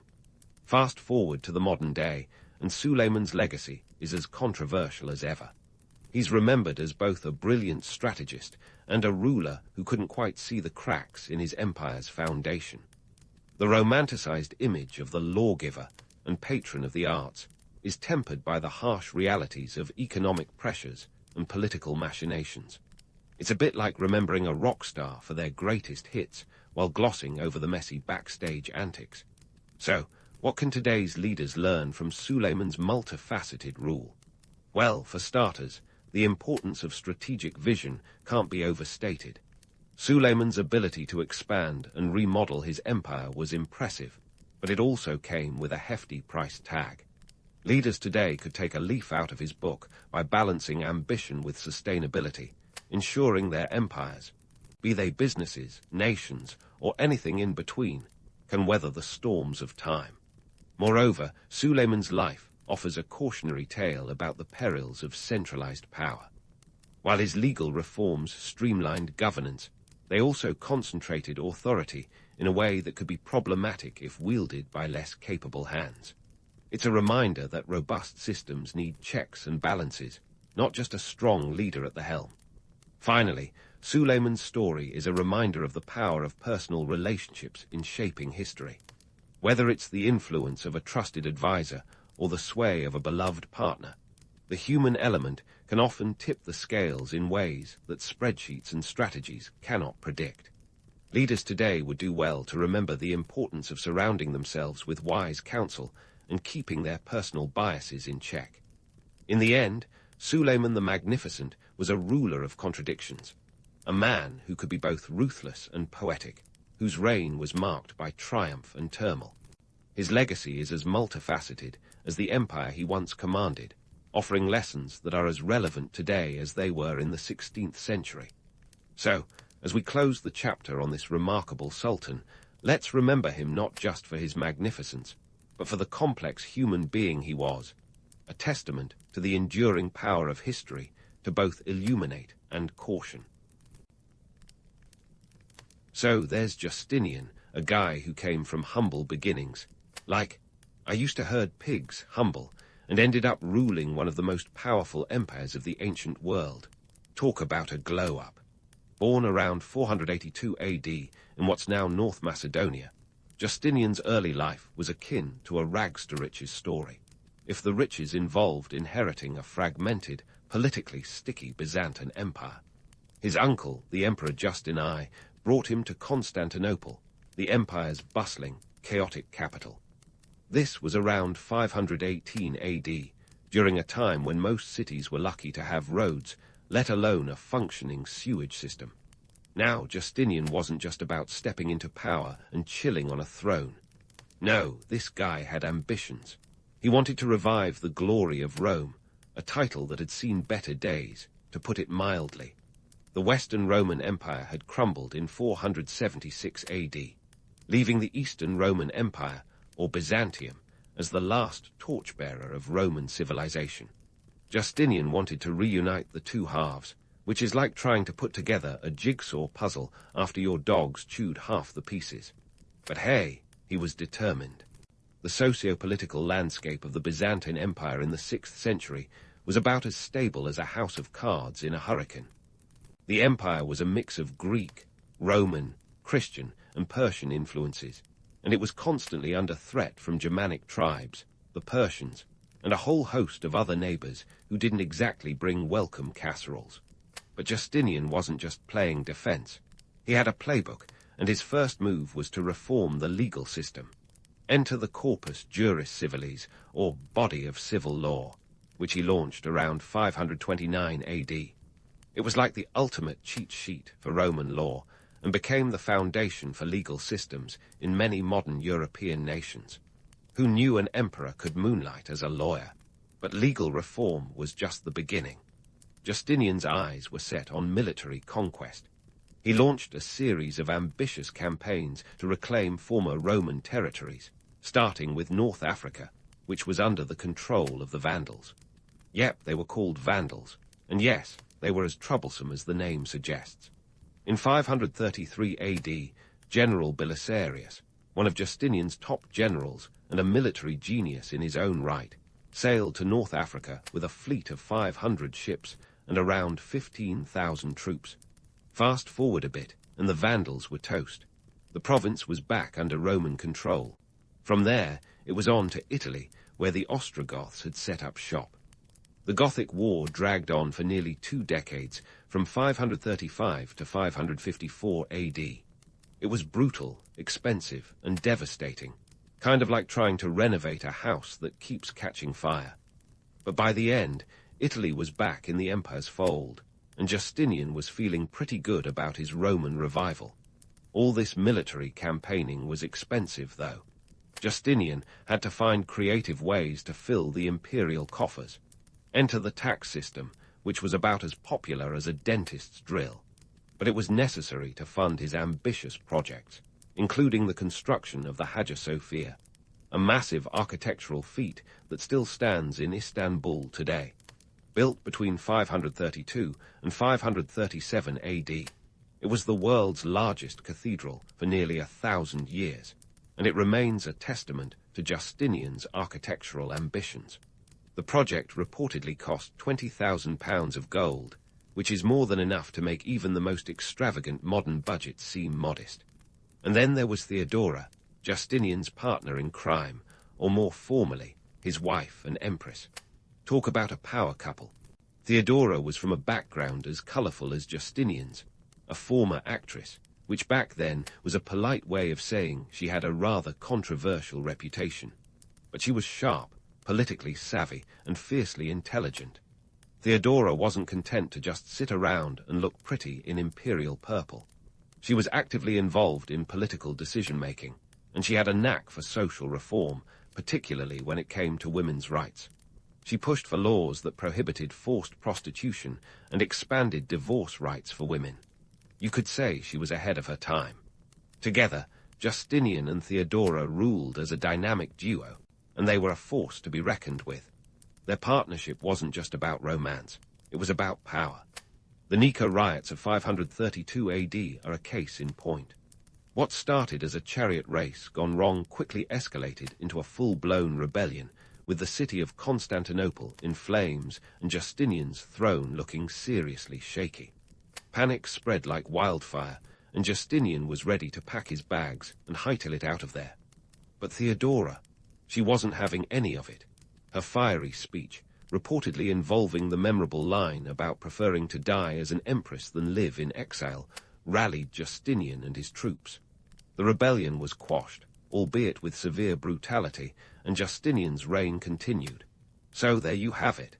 Justinian's rise to power was a mix of ambition, strategic genius, and a dash of sheer audacity. He wasn't just another emperor lounging in opulence. He was a man on a mission to revive the glory days of Rome, even if it meant juggling legal reforms, military conquests, and a bustling empire that was anything but easy to manage. And with Theodora by his side, his reign was anything but ordinary. And speaking of anything but ordinary, let's talk about one of Justinian's most audacious feats, the construction of the Hagia Sophia. Now, if you think of a building project today as a headache, imagine trying to put up what was then the largest dome on the planet, in a city that was still recovering from riots that had left half of it in ashes. That's a bit like deciding to host a fancy dinner party while your kitchen is on fire. The Hagia Sophia, or as it was known then, the Church of Holy Wisdom, was Justinian's declaration of divine favor and imperial power. Built between 532 and 537 AD, its construction was as much a theological statement as it was an architectural marvel. This wasn't just about bricks and mortar. It was about showcasing the empire's glory and Justinian's God-given right to rule. The message was clear. Look what we can accomplish with a little divine backing and a whole lot of imperial resources. Now, about those imperial resources. The project reportedly cost £20,000 of gold, which is around 640,000 Roman pounds in today's money. We're talking about a sum that could keep a small kingdom running for years. But to Justinian, this was an investment, not an expense. He figured if he was going to convince the world that the Roman Empire was back in business, he'd better start with something that left people slack-jawed. And the Hagia Sophia did just that. It was the largest cathedral in the world for nearly a millennium, a title it held until the completion of the Seville Cathedral in 1520. As for the building itself, it was a feat of engineering that left visitors awestruck. The massive dome, suspended seemingly by divine will, soared 180 feet above the nave, with a diameter of 102 feet. Procopius, Justinian's court historian, waxed poetic about it, claiming the dome appeared to be suspended from heaven by a golden chain. Of course, Procopius wasn't going to mention the reality, that the dome, in fact, partially collapsed in 558 AD, just a couple of decades after completion. But hey, if you're going to tell a story, you might as well make it a good one. Now, let's not forget the human element here, like the thousands of laborers who toiled away, often in brutal conditions, to bring Justinian's vision to life. While the emperor was busy crafting his legacy, these workers were more likely concerned with the daily grind of hauling stone, mixing mortar, and hoping to avoid workplace accidents. Laborers worked in shifts, often around the clock, to meet the emperor's ambitious timeline. The conditions were demanding, to say the least, with safety regulations that were about as robust as a wet paper bag. And while their names are lost to history, their contributions were monumental, literally. The whole enterprise was wrapped up in a neat package of imperial propaganda. Justinian positioned the Hagia Sophia as a testament to his divine mandate and the empire's resurgence. It was a bold move to portray this architectural wonder as a heavenly endorsement of his reign. The emperor himself reportedly declared, "Solomon, I have outdone thee," as he first stepped into the completed cathedral. This was a reference to the biblical King Solomon and his temple in Jerusalem, which, in Justinian's view, paled in comparison to his own creation. But behind the facade of divine inspiration and imperial grandeur lay a more prosaic reality. The Byzantine Empire's coffers were not bottomless, and the funds had to come from somewhere. Cue the tax collectors, who became as popular as a hangover at a wedding. Justinian's ambitious building projects, combined with his military campaigns, put a significant strain on the economy. The taxes levied to fund these endeavors were heavy, and the burden fell disproportionately on the empire's lower classes, who didn't exactly see a return on investment when they looked at the glimmering mosaics of the Hagia Sophia. In the end, Justinian's grand architectural projects were as much about politics and public relations as they were about faith and aesthetics. The emperor skillfully used these monuments to reinforce his image as the chosen one, the restorer of Rome's glory. It was a narrative that appealed to both the spiritual and the secular, a story that resonated across the empire. Yet, it was also a tale that masked the labor, the expense, and the very human cost of building such marvels. So was the construction of the Hagia Sophia a divine miracle or merely a testament to human ambition and ingenuity? Perhaps it was a bit of both. What remains undeniable is that this iconic structure stands as a lasting symbol of Justinian's complex legacy, a blend of visionary leadership, ruthless pragmatism, and a touch of divine theatrics. And as we continue our journey through his reign, remember, it's not just the legends that endure, but the truths that lie beneath them. In the grand circus that was Justinian's reign, the man wasn't content to just let his architectural wonders do the talking. Oh no, he had a few more tricks up his imperial sleeve, and those tricks involved the kind of military campaigns that would make a general's head spin. Let's dive into Justinian's ambitious military ventures to reclaim the lost Western territories, focusing on the reconquest of North Africa and Italy. Spoiler alert, it wasn't all glitz and glory. So North Africa. You might remember from last time that General Belisarius, Justinian's go-to guy for military might, had already served the Vandals a nice slice of defeat pie back in 533 AD. This victory wasn't just a feather in Justinian's cap, it was more like a whole peacock. Reclaiming North Africa was a strategic win, and it wasn't just about the geography. The region was a breadbasket for the empire, offering fertile lands that could help feed the Byzantine population. Plus, it provided a critical foothold for further Western reconquests. But let's not get too romantic here. This wasn't a seamless takeover.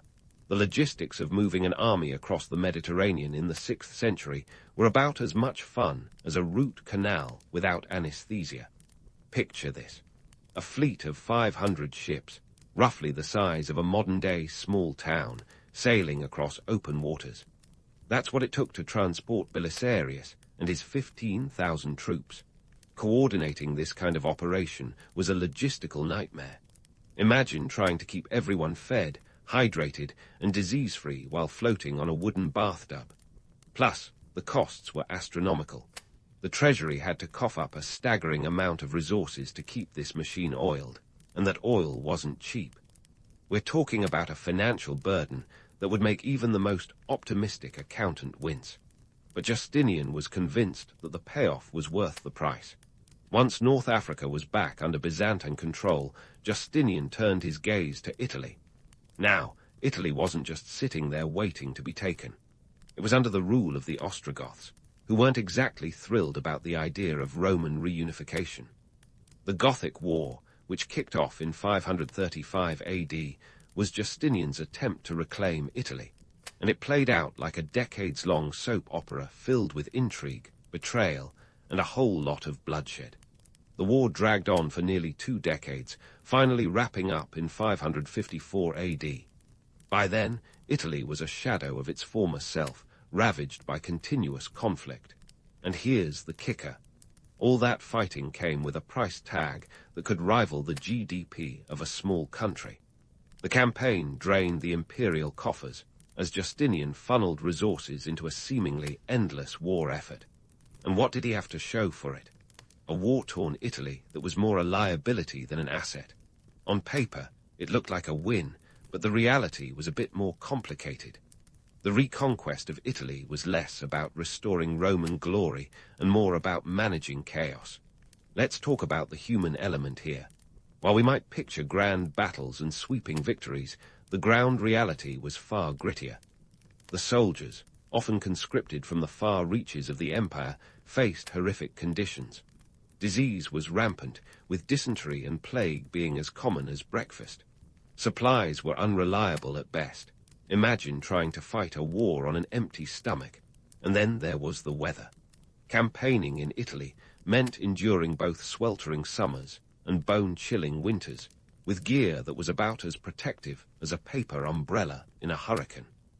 As for the Italian population, they weren't exactly rolling out the red carpet for their Byzantine liberators. Many Italians saw the Byzantines less as saviors and more as yet another conquering force. The Ostrogoths, for all their flaws, had become part of the local fabric, and replacing them with a foreign power wasn't universally welcomed. There were revolts, shifting alliances, and enough double-crossing to make a spy novel look straightforward. It was a mess, plain and simple.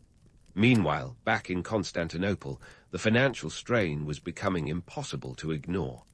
Justinian's treasury was running on fumes, and his tax collectors were working overtime. The emperor's ambitious military campaigns, combined with his other grand projects, had turned the empire's economy into a house of cards. And when you're playing a high-stakes game like this, all it takes is one gust of wind to bring the whole thing crashing down. But for Justinian, the allure of reviving the Roman Empire was too strong to resist. He was like a gambler who couldn't walk away from the table, convinced that the next hand would be the big win. And let's face it, who doesn't love the idea of a glorious empire stretching from the sands of North Africa to the hills of Italy? The romantic appeal was undeniable, even if the reality was far less rosy. Despite the chaos and the cost, Justinian's military campaigns did have their moments of triumph. The Vandals were vanquished, and the Ostrogoths eventually defeated. But these victories were bittersweet, overshadowed by the staggering human and financial toll.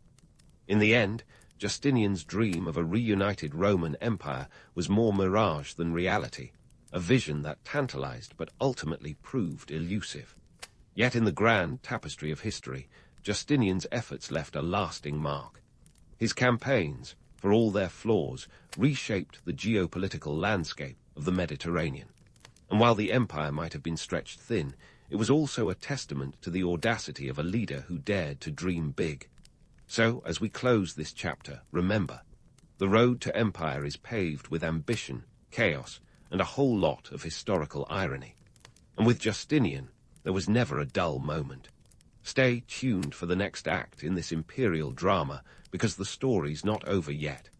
While Justinian was busy playing chess on a continental scale, back home in Constantinople things were getting a bit unruly. You know, like when you leave your kids alone with finger paint and come back to find abstract art on your walls. Enter the Nika riots of 532 AD, a moment when political discontent, economic tension, and good old-fashioned hooliganism collided in a spectacular display of chaos. Let's set the stage. Constantinople, the crown jewel of the Byzantine Empire, was a bustling metropolis, a melting pot of cultures, and a hotbed of political intrigue. And like any good city, it had its sports rivalry. Think Yankees versus Red Sox, but with chariots and a bit more arson. The Hippodrome was the epicenter of this rivalry, where the Blues and Greens, the two main chariot racing factions, went head-to-head. But hold onto your hats. These weren't just sporting clubs. They were powerful political entities with their own agendas and a penchant for street brawling. Now, why did things go south in 532? Well, the empire was under financial strain. Justinian's ambitious projects and military campaigns were bleeding the treasury drier than a desert. To fill the coffers, taxes were ramped up, leaving the common folk feeling about as happy as a cat in a bathtub. Tensions were ripe for a spark, and that spark came in the form of a botched execution of some faction members.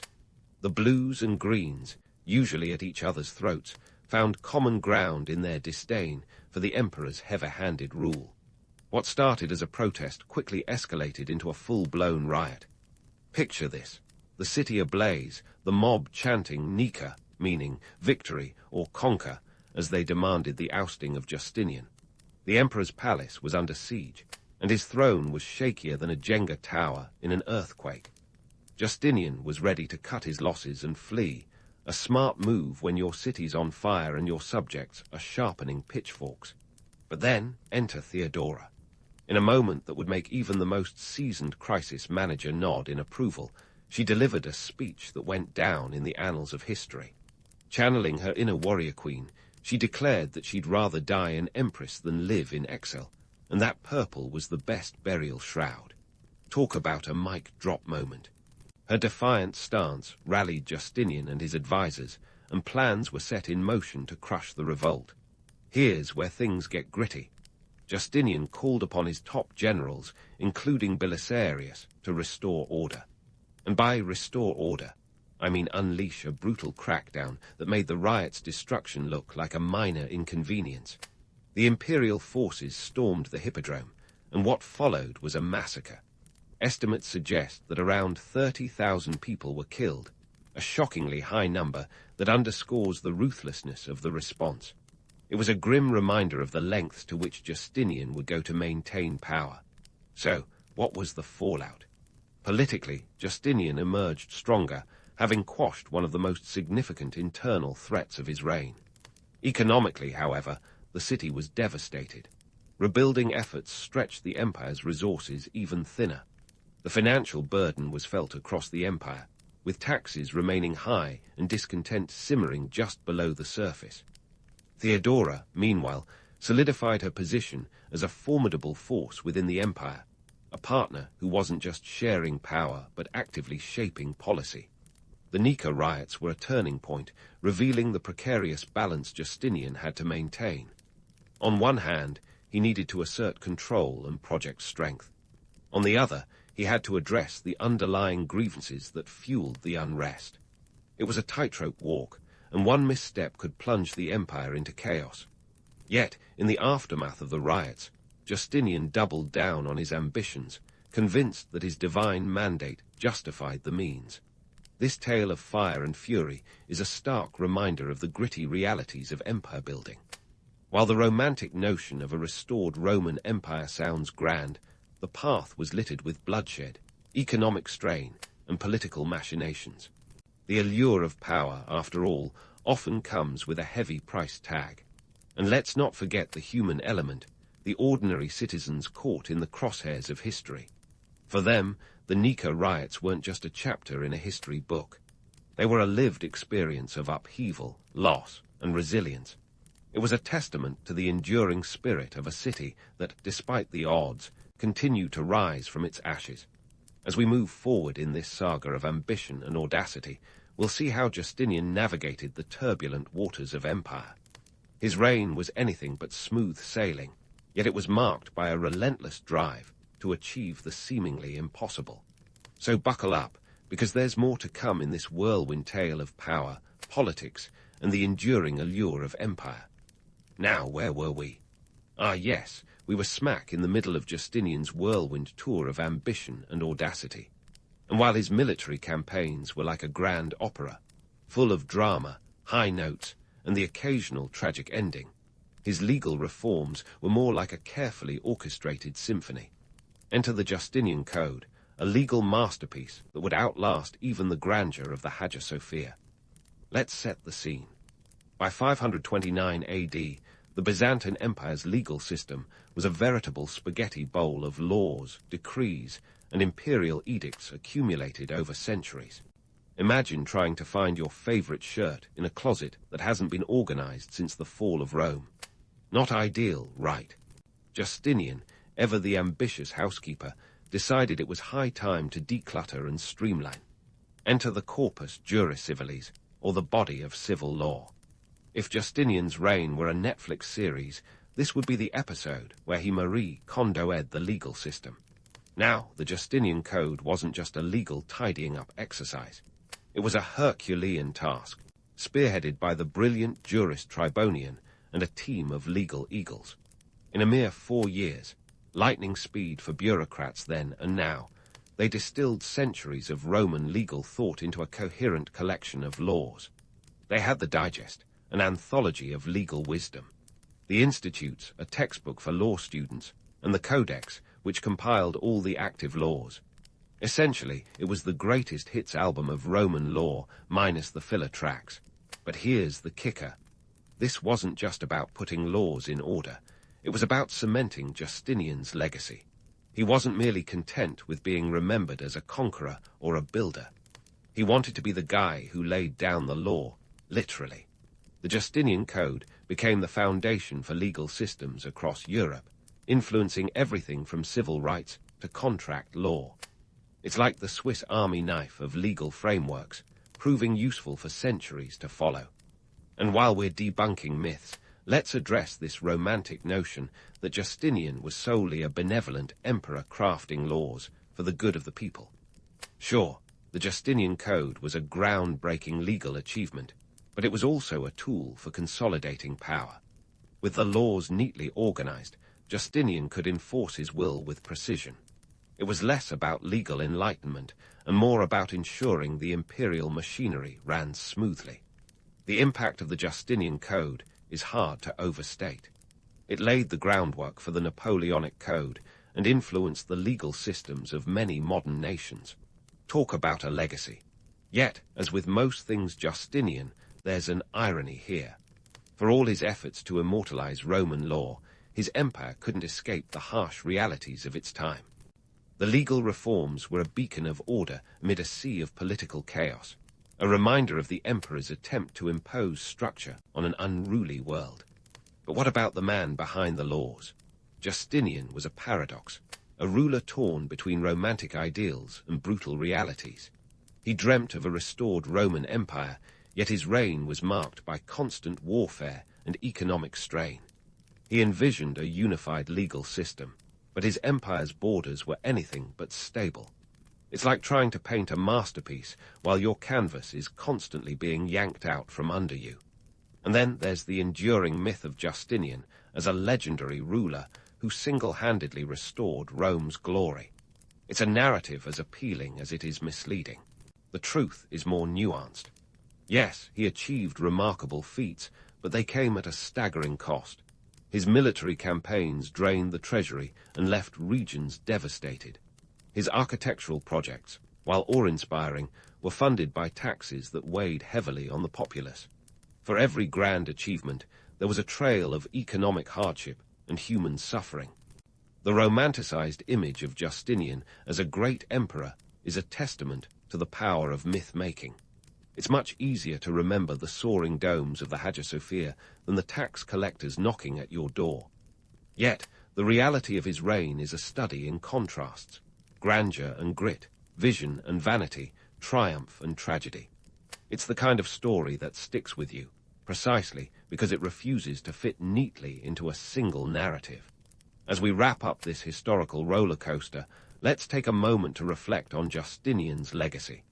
He was an emperor who dared to dream big, who boldly pursued his vision of a united Roman Empire.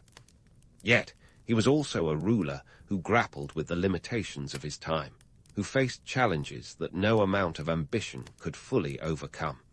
His reign reminds us that history is rarely black and white, but a tapestry of competing truths and enduring myths.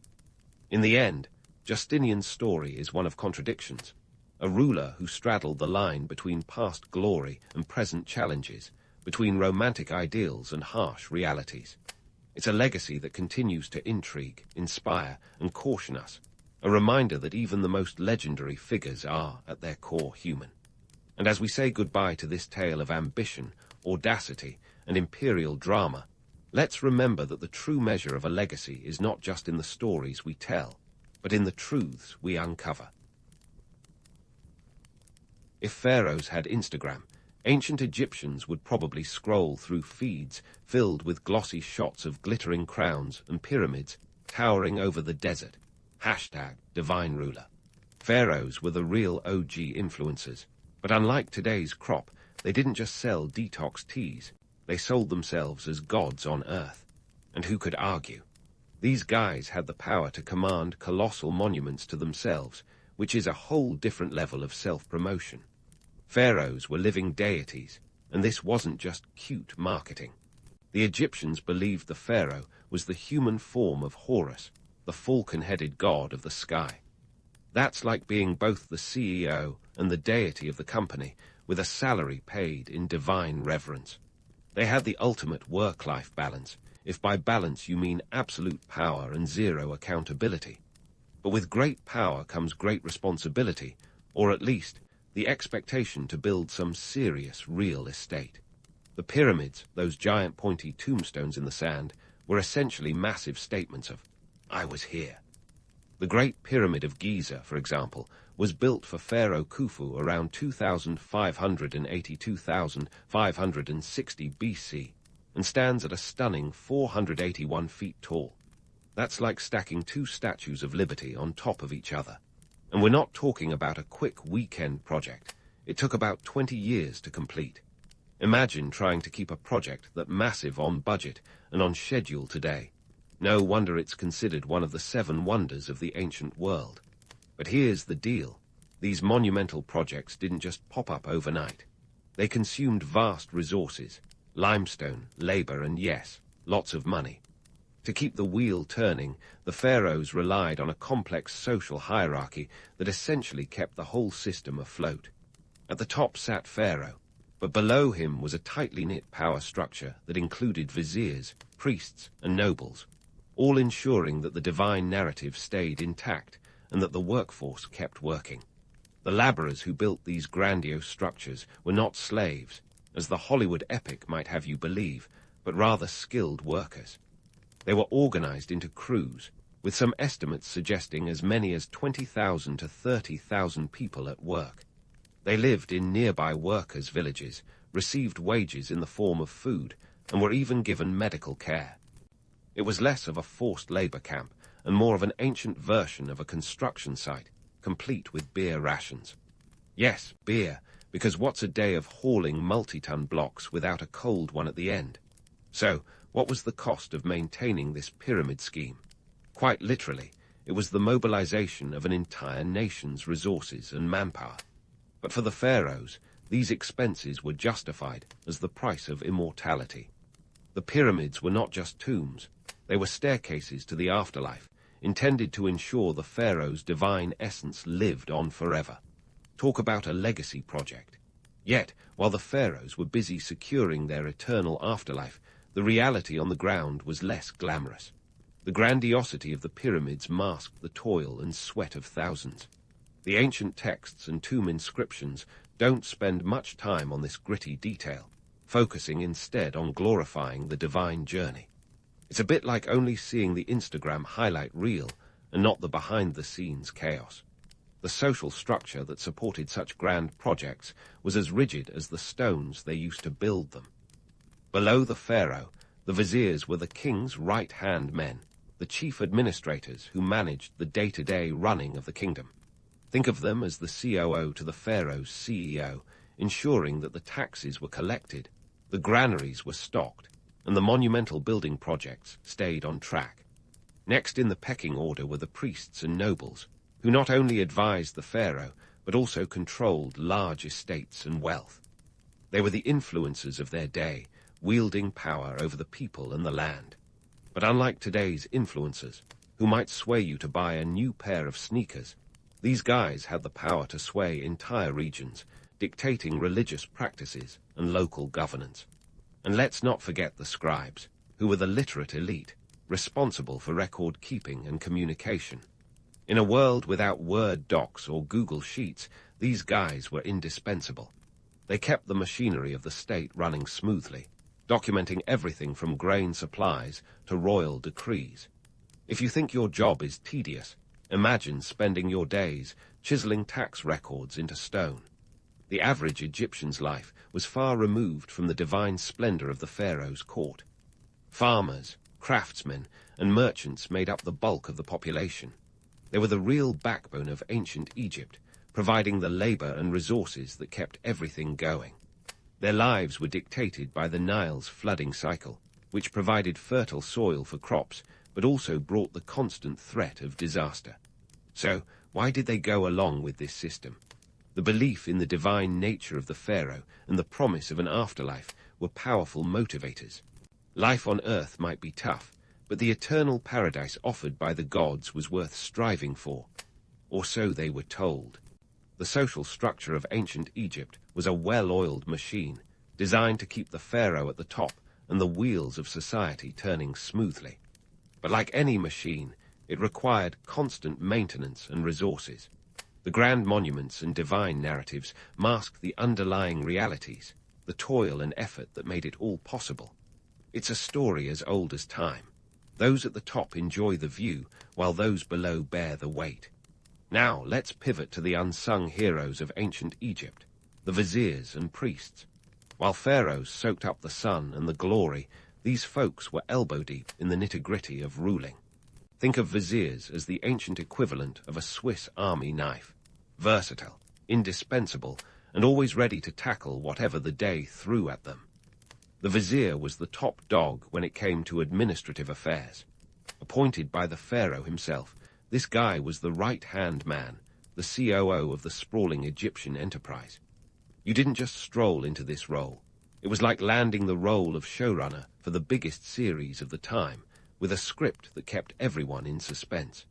From overseeing legal matters and managing state finances to keeping the judicial system running smoothly, the vizier was everywhere. This wasn't a desk job. It was a command center, complete with an army of scribes and officials at his beck and call. And we're talking about a workforce that needed constant supervision, like managing a never-ending group project where everyone has their own agenda. But don't be fooled. The role of the vizier wasn't just about crunching numbers and shuffling papyrus. It was also about maintaining harmony between the pharaoh's divine narrative and the very human complexities of governance. They were the ultimate spin doctors, ensuring that the pharaoh's godlike status remained untarnished by the messy realities of daily administration.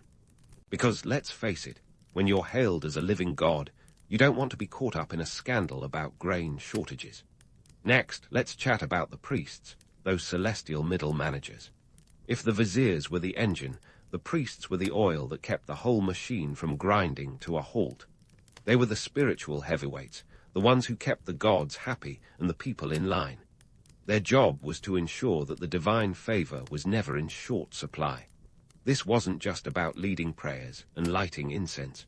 It was a full-time gig that involved ceremonies, offerings, and the kind of ritualistic fervor that would make even the most ardent festival-goer blush. Priests wielded more than just a censer and a prayer book. They controlled vast tracts of land and amassed considerable wealth. Temples were not just places of worship, but economic powerhouses. They owned farms, employed workers, and engaged in trade. If you're picturing a serene life of contemplation and spirituality, think again. These were the corporate CEOs of their day, balancing the books and managing resources with an eye toward the bottom line. A priest's life was less about meditative introspection and more about keeping the divine economy in the black. The interplay between viziers and priests was a delicate dance of power and influence. Together, they formed the backbone of the Egyptian state, each playing their part in an elaborate symphony of governance. They ensured that the pharaoh's vision, or rather, divine mission, was carried out to the letter.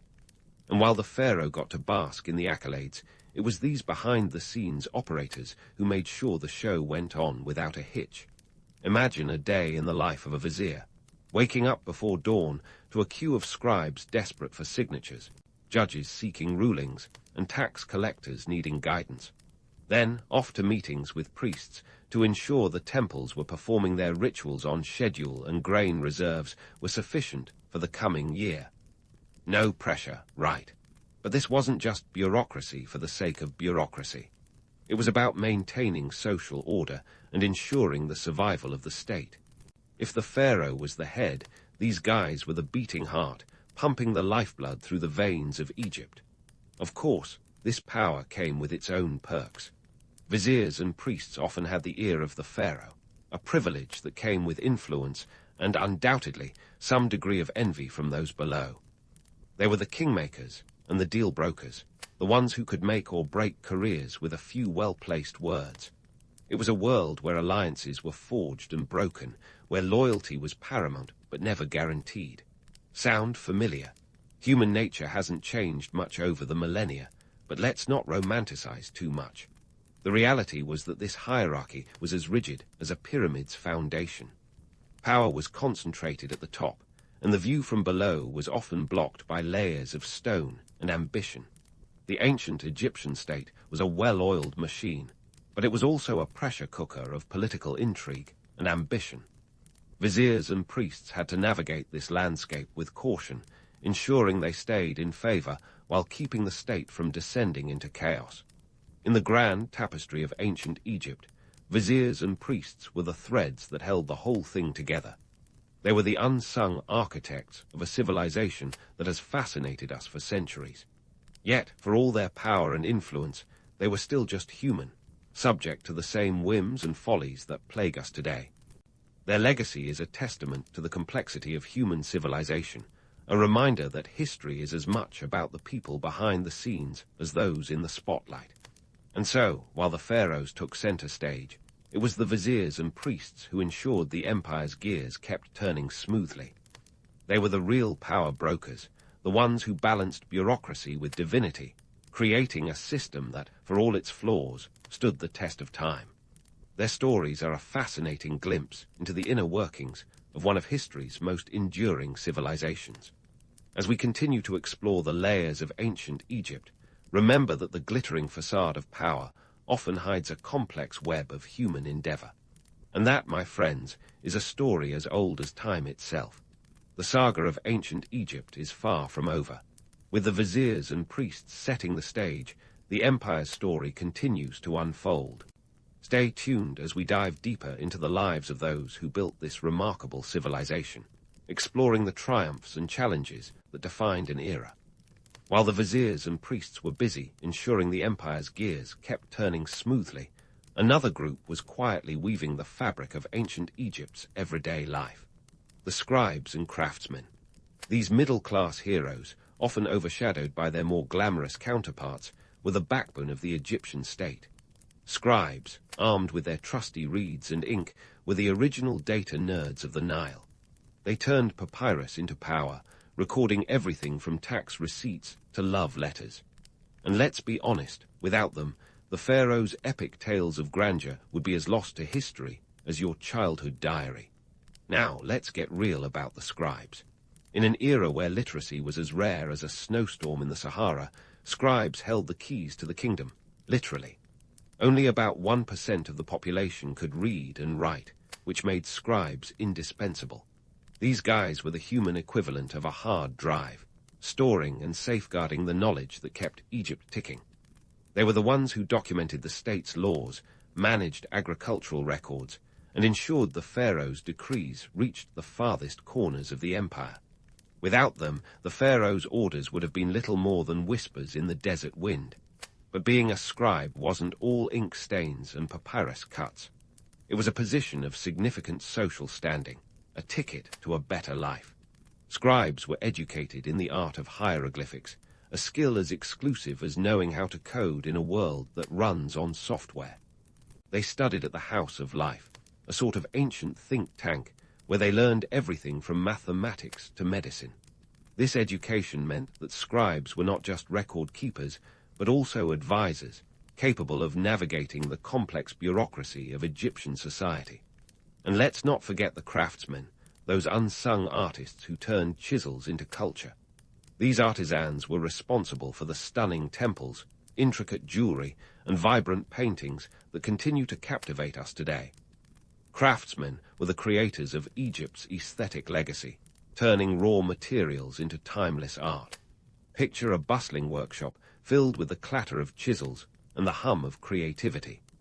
These artists were the original DIY enthusiasts, transforming blocks of stone into statues that still stand the test of time. But being a craftsman in ancient Egypt wasn't just about artistic expression. It was about survival. Craftsmen often worked under the patronage of the state or wealthy nobles, creating pieces that reflected the divine order of society. Their work was both a celebration of the divine and a testament to human ingenuity. Whether carving the intricate details of a pharaoh's sarcophagus or painting vibrant scenes on the walls of a tomb, craftsmen elevated the mundane to the monumental. The life of a craftsman was a delicate balance between creativity and compliance. While they had the freedom to express their artistry, they also had to adhere to strict guidelines and state-approved themes. This was art with a purpose, not just decoration for decoration's sake.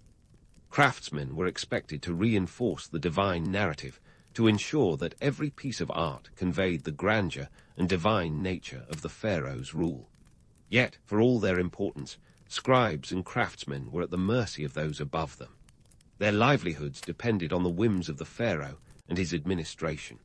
A scribe might find himself out of favor with a single stroke of the pharaoh's pen, while a craftsman could see years of work undone by a shift in political winds. This precarious position meant that scribes and craftsmen had to be as politically savvy as they were skilled.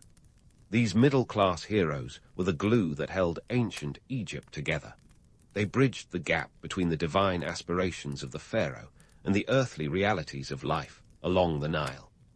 They were the ones who ensured that the grandeur of the pyramids wasn't just a pipe dream, but a living, breathing testament to human achievement. Yet, while the pharaohs enjoyed their godlike status and the viziers orchestrated the state's operations, it was the scribes and craftsmen who wrote the script and built the set. They were the ones who turned the pharaoh's dreams into reality, crafting a civilization that continues to captivate us millennia later. Their legacy is a testament to the power of the pen and the chisel, a reminder that even the grandest of dreams require the dedication and skill of those willing to put in the work. As we peel back the layers of history, it's clear that the story of ancient Egypt is more than just tales of divine rulers and monumental architecture. It's a complex tapestry woven with the threads of human endeavor, where the contributions of scribes and craftsmen are as integral as the decrees of the pharaohs. Their work, often overshadowed by the glittering facade of royalty, is a testament to the enduring power of human creativity and resilience. In the grand narrative of ancient Egypt, Scribes and craftsmen were the unsung heroes, crafting a civilization that stood the test of time. Their stories remind us that history is not just about the great and powerful, but also about the everyday people who build the world we live in. As we continue to explore the layers of this remarkable civilization, let's not forget the scribes and craftsmen, the ones who turned vision into reality and left a legacy that still resonates today. Stay tuned as we delve deeper into the lives of those who made ancient Egypt what it was, uncovering the triumphs and challenges that defined an era. As we turn the page from scribes and craftsmen to the unsung heroes of ancient Egypt's economy, the farmers and laborers, let's pause for a moment of gratitude. Without them, the grand dreams of pharaohs and the divine narratives of priests would have crumbled like a stale piece of bread. It's easy to get swept up in the allure of shiny gold and towering pyramids, but let's not forget who really kept the lights on, or in this case, the torches burning. Let's start with the farmers, those stalwart souls whose entire existence was tethered to the capriciousness of the Nile. Imagine waking up every day knowing your life depended on a river's mood swings. The annual inundation of the Nile was like nature's own clockwork, flooding the land to deposit the rich, fertile silt needed for agriculture. This predictable cycle was both a blessing and a curse. Sure, it meant you could grow enough wheat and barley to keep the granaries stocked, but it also meant living with the anxiety of Mother Nature's whims. Too much flooding, your crops are toast. Too little, better get used to the taste of famine. Farmers weren't just growing food, they were cultivating civilization. The Nile Delta was the breadbasket of Egypt, a lush green oasis that provided the sustenance needed for a burgeoning empire. We're talking about an area that stretched roughly 13,500 square miles, about the size of Maryland. These guys were the true architects of Egypt's stability, providing the agricultural backbone that allowed priests to pray, scribes to scribble, and pharaohs to play God. But let's not romanticize their lives too much. While we might picture them lazily scattering seeds in the sun, ancient farming was more akin to boot camp with a side of manual labor. Armed with nothing more than wooden plows and sickles, farmers toiled under the blistering sun, their backs bent to the will of the earth. And let's not forget the taxes. Oh, the taxes. The pharaoh's share was collected in kind, meaning farmers had to turn over a hefty portion of their harvest. It was a constant balancing act between feeding your family and appeasing the state, like trying to keep both your boss and your toddler happy. And what about the laborers, those foot soldiers of Pharaoh's grand designs? These were the folks who turned the Pharaoh's lofty visions into reality, one back-breaking stone at a time. The laborers were the engine of Egypt's construction boom, building everything from the pyramids' sharp-edged geometry to the stately temples that dotted the landscape like ancient skyscrapers. And here's the kicker, they weren't slaves. That's right, unlike the Hollywood epics where laborers are forever in chains, the reality was a tad more nuanced. These workers were organized into teams, housed in purpose-built villages, and compensated for their efforts. The government provided food, clothing, and medical care, making these labor camps more like ancient company towns. Picture Deir el Medina, a workers' village that housed the artisans and laborers who carved out the Valley of the Kings. It was a thriving community with homes, a school, and even a local pub where workers could unwind with a beer, a staple of the Egyptian diet. Laborers were the unsung heroes who turned limestone dreams into reality, but make no mistake, it was grueling work. Imagine hauling 2-ton blocks up a ramp with nothing but sheer manpower and a bit of elbow grease. Talk about a workout plan. Yet for all their toil, laborers were also part of something bigger. In a sense, they were building their own legacy, creating monuments that would stand the test of time. Sure, they might not have been etched into history with the same flourish as a pharaoh's name, but their work was a testament to human ingenuity and endurance. So why did they do it? Why did farmers continue to till the land and laborers haul stone after stone? Partly, it was the promise of an afterlife, a belief as deeply ingrained as the silt in the Nile's banks. The ancient Egyptians saw life as just one chapter in an eternal journey, with the afterlife offering a paradise where the struggles of the earthly realm faded away.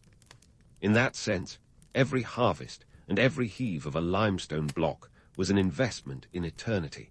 But let's not sugarcoat it. Life for these folks was tough. Farmers and labourers were at the mercy of both nature and the state, living in a world where security was as precarious as a balance beam over a crocodile pit. Still, they carried on, driven by necessity, belief, and perhaps a touch of stubborn resilience that has characterized humanity since time immemorial. As we dig deeper into this ancient world, we must remember that the story of Egypt is not just about the pharaohs and their grandiose dreams. It's about the everyday people who tilled the fields, built the monuments, and turned the wheels of an empire. Their legacy is a reminder that even the most divine aspirations rest on the shoulders of those willing to do the heavy lifting. So next time you gaze at a pyramid or admire an ancient temple, spare a thought for the farmers and labourers who made it all possible, their stories etched into the very fabric of history.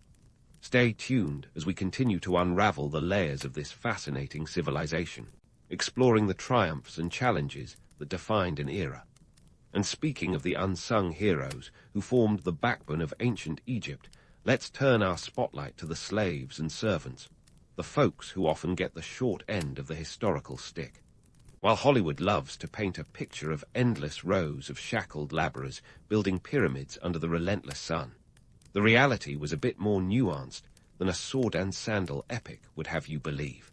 First off, let's clear up a common misconception.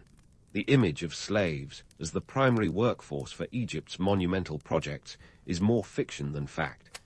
The truth is, most of the heavy lifting was done by skilled labourers and craftsmen, not an army of shackled individuals. That said, slavery did exist in ancient Egypt, but it wasn't as widespread or as systematized as it would be in later societies like ancient Rome. The slaves of ancient Egypt were often war captives or foreigners, taken during military campaigns. Imagine being a Nubian warrior captured in battle or a Canaanite trader caught in the wrong place at the wrong time. These individuals were absorbed into Egyptian society, but not with the warmest of welcomes. Instead, they found themselves at the bottom of the social ladder, doing the dirty work that kept the civilization humming, like tending to the pharaoh's lavish gardens or serving in noble households. But here's where things get interesting. Slavery in ancient Egypt was more about social status than chains and whips. Slaves could own property, marry, and even earn their freedom. In fact, some slaves became trusted members of their master's household, rising to positions of influence over time. We're talking about a social mobility that would make some modern corporate ladders look downright rickety. On the flip side, servants, those who served the pharaoh and the elite, were often born into their roles. Unlike slaves, they weren't captives of war, but rather individuals who inherited their positions like a family heirloom nobody really wanted. These folks worked within the palatial walls or on sprawling estates, ensuring that the wheels of luxury kept spinning smoothly. Their jobs ranged from cooking and cleaning to more specialized roles like personal attendants or even tutors for the young royals. In a society where the pharaoh was considered a god, serving in the royal household was an honor, albeit a back-breaking one. Imagine serving a divine being their morning coffee, no pressure there. Yet, not all servants were caught in the drudgery of servitude. Some, especially those with talent or intelligence, found ways to leverage their positions. They could gain favor with their masters and climb the social ladder, albeit one rung at a time. As for the societal perception, slaves and servants were often seen as a necessary part of the social order, a cog in the grand machine of Egyptian civilization. Their existence allowed the elite to live in comfort and ensured that the pharaoh's divine narrative remained untarnished by the mundane realities of everyday life. It was a system that perpetuated itself, with the lower classes supporting the upper echelons, much like the unseen foundation of a grand pyramid.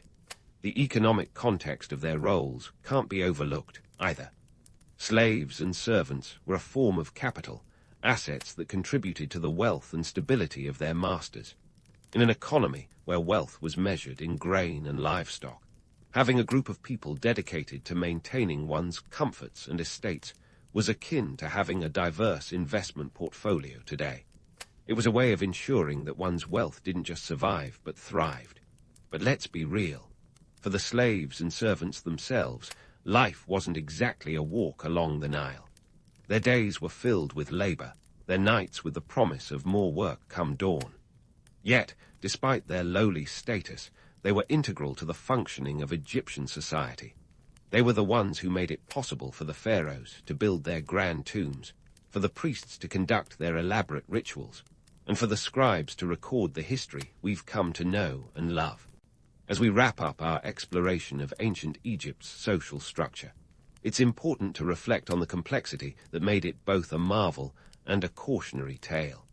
Here was a civilization that achieved incredible feats, from the awe-inspiring pyramids to the intricate art that still captivates us today.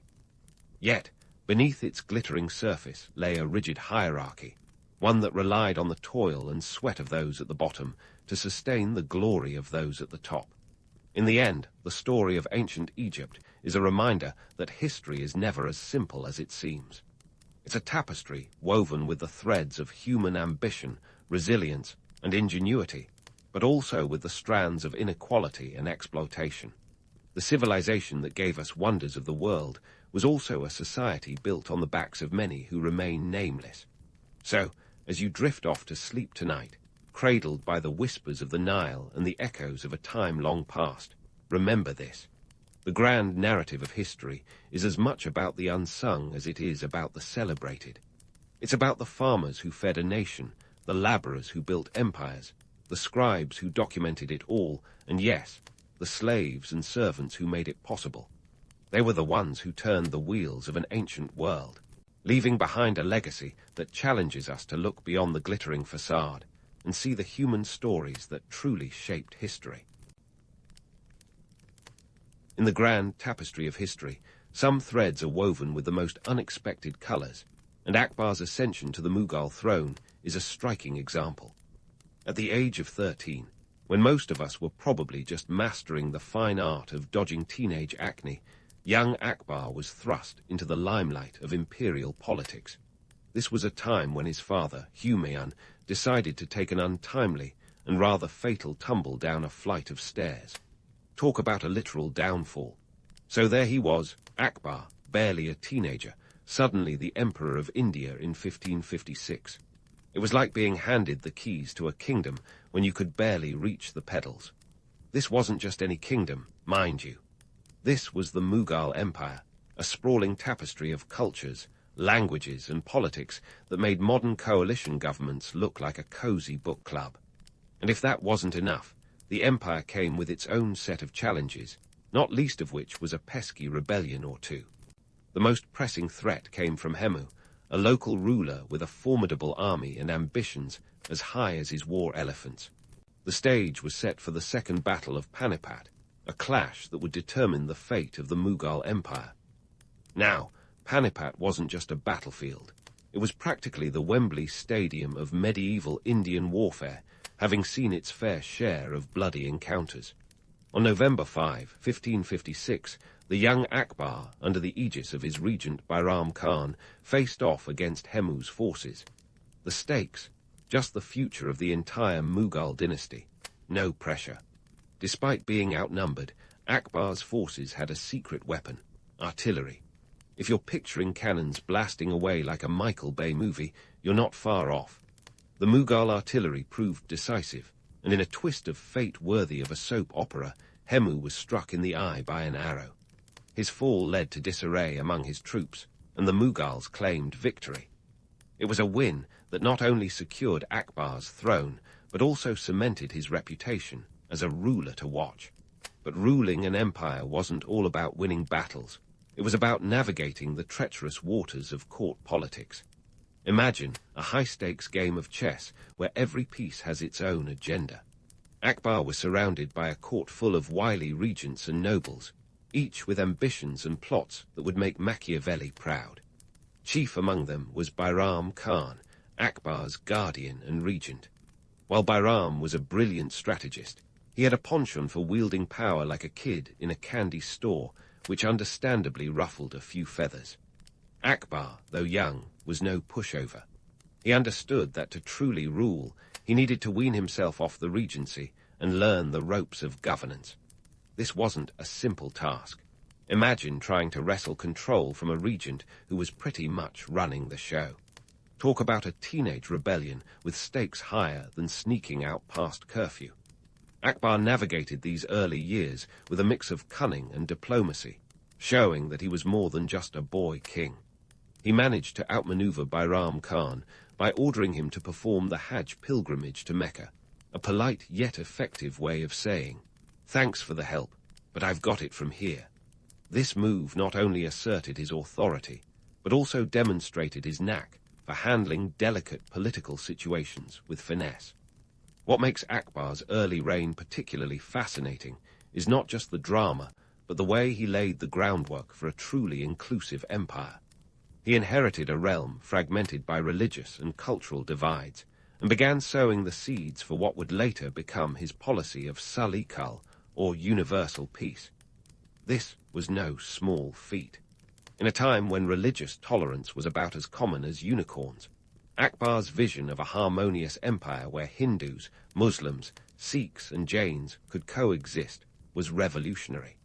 In this sense, Akbar's teenage years were a whirlwind of battlefields, court intrigues, and radical ideas. They set the stage for an emperor who would not only expand his empire's borders, but also its horizons. The early years of his reign were marked by a series of bold moves that showed he was not just a ruler by birthright, but by merit. The boy who became emperor at 13 would grow into a legend, but those first steps were anything but easy. As he wrestled with power-hungry nobles and internal rebellions, Akbar was already proving that he was more than just a figurehead. He was a force of nature, destined to reshape the landscape of Indian history. In the end, Akbar's rise to power was a masterclass in navigating the chaos of medieval politics. He deftly balanced the demands of rulership with the rebellious spirit of youth, turning potential pitfalls into stepping stones. And as he emerged from the shadows of regency into the full light of power, it was clear that this teenage emperor was no ordinary ruler. He was the architect of an empire, a visionary in a world where vision was rare. And he was just getting started. As Akbar transitioned from the shadows of regency to the spotlight of imperial power, he realized that ruling an empire was akin to conducting an orchestra where every musician was playing a different tune. Enter the Mansabdari system, Akbar's bold administrative symphony. Picture it, a mix between a military ranking system and a bureaucratic Game of Thrones, with everyone from generals to pencil pushers vying for position.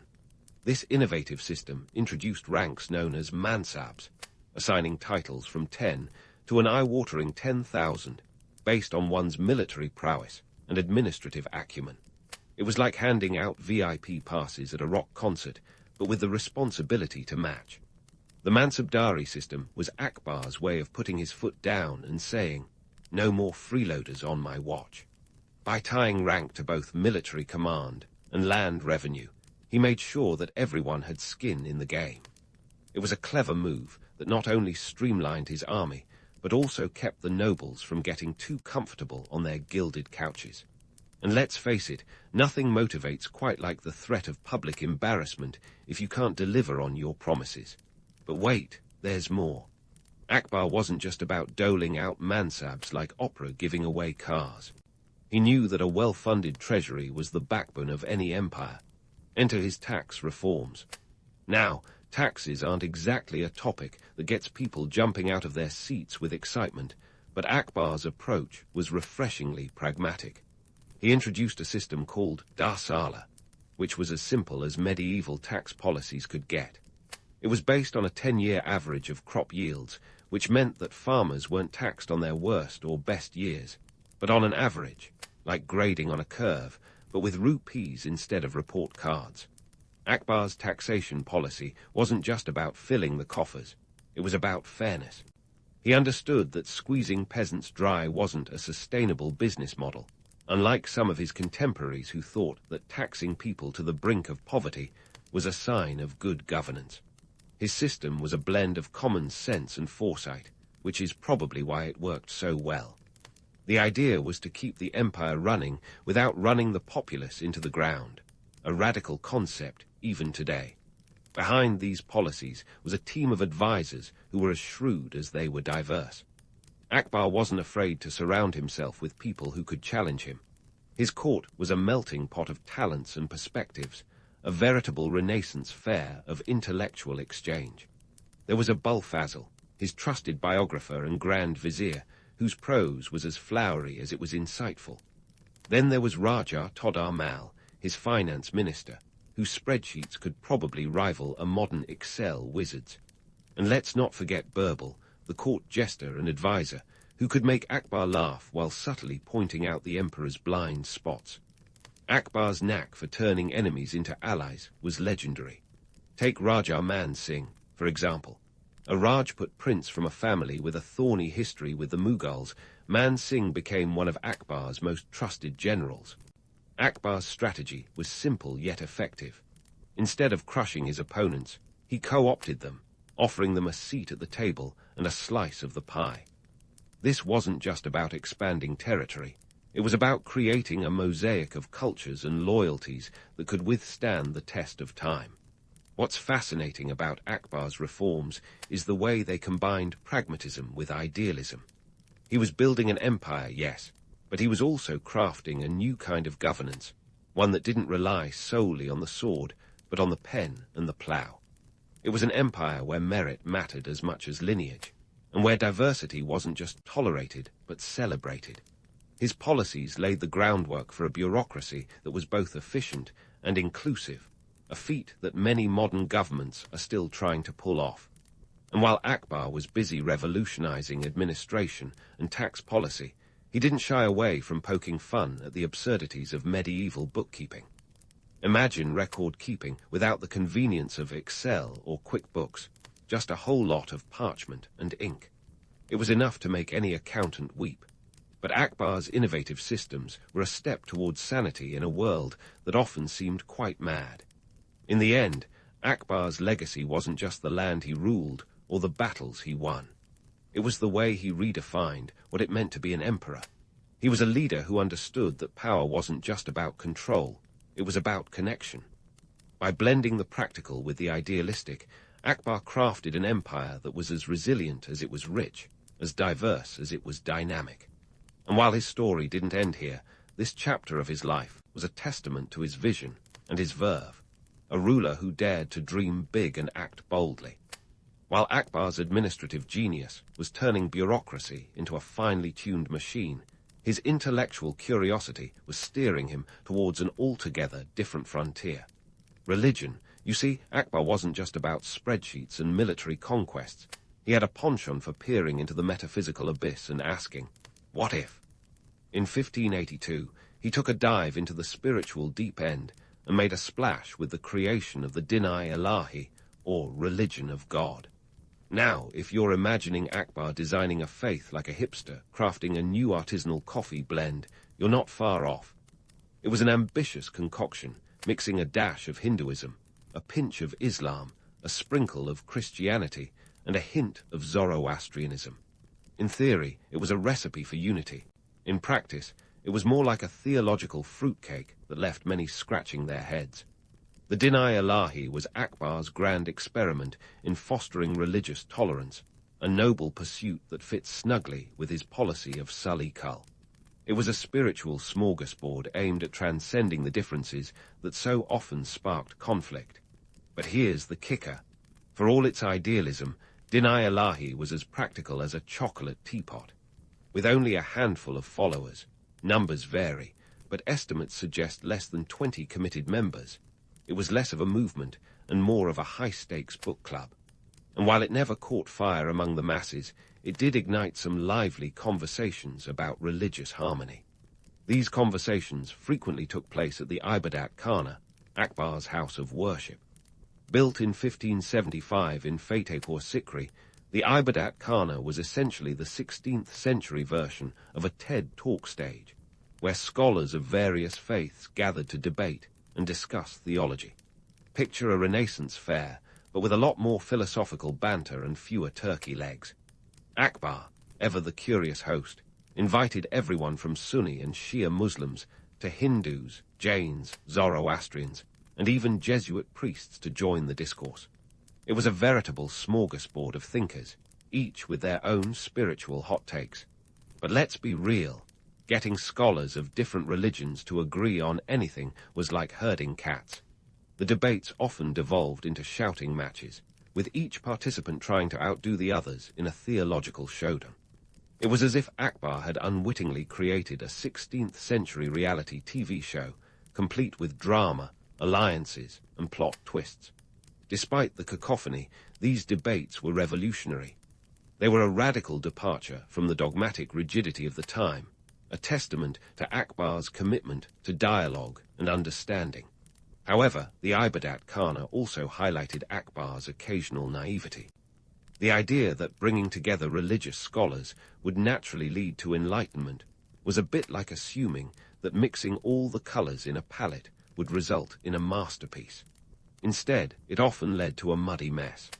Akbar's idealism clashed with the stark realities of religious identity and the stubbornness of dogma. Yet, in his defense, he was trying to forge a path that few had dared to tread, a trailblazer in a world of tradition. Now, some might say Akbar's religious experiments were the musings of an emperor with too much time on his hands. But there's more to the story.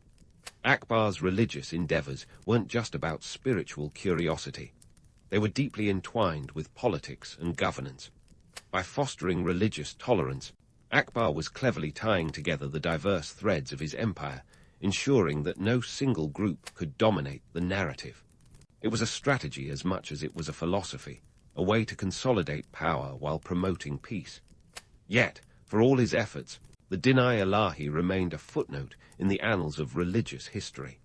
It never gained traction, largely because it lacked the institutional backing and widespread appeal of established religions.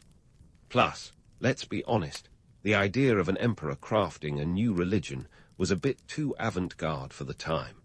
The common folk were more likely to stick with the tried-and-true doctrines of their ancestors than to embrace a royal brainchild. Still, Akbar's religious ventures left an indelible mark on his legacy. They showcased his willingness to push boundaries and question the status quo, qualities that set him apart from many of his contemporaries. In a world where religious intolerance was often the norm, Akbar dared to dream of a society where dialogue could bridge divides. His vision, while not fully realized, sowed the seeds for future generations to ponder the possibilities of coexistence.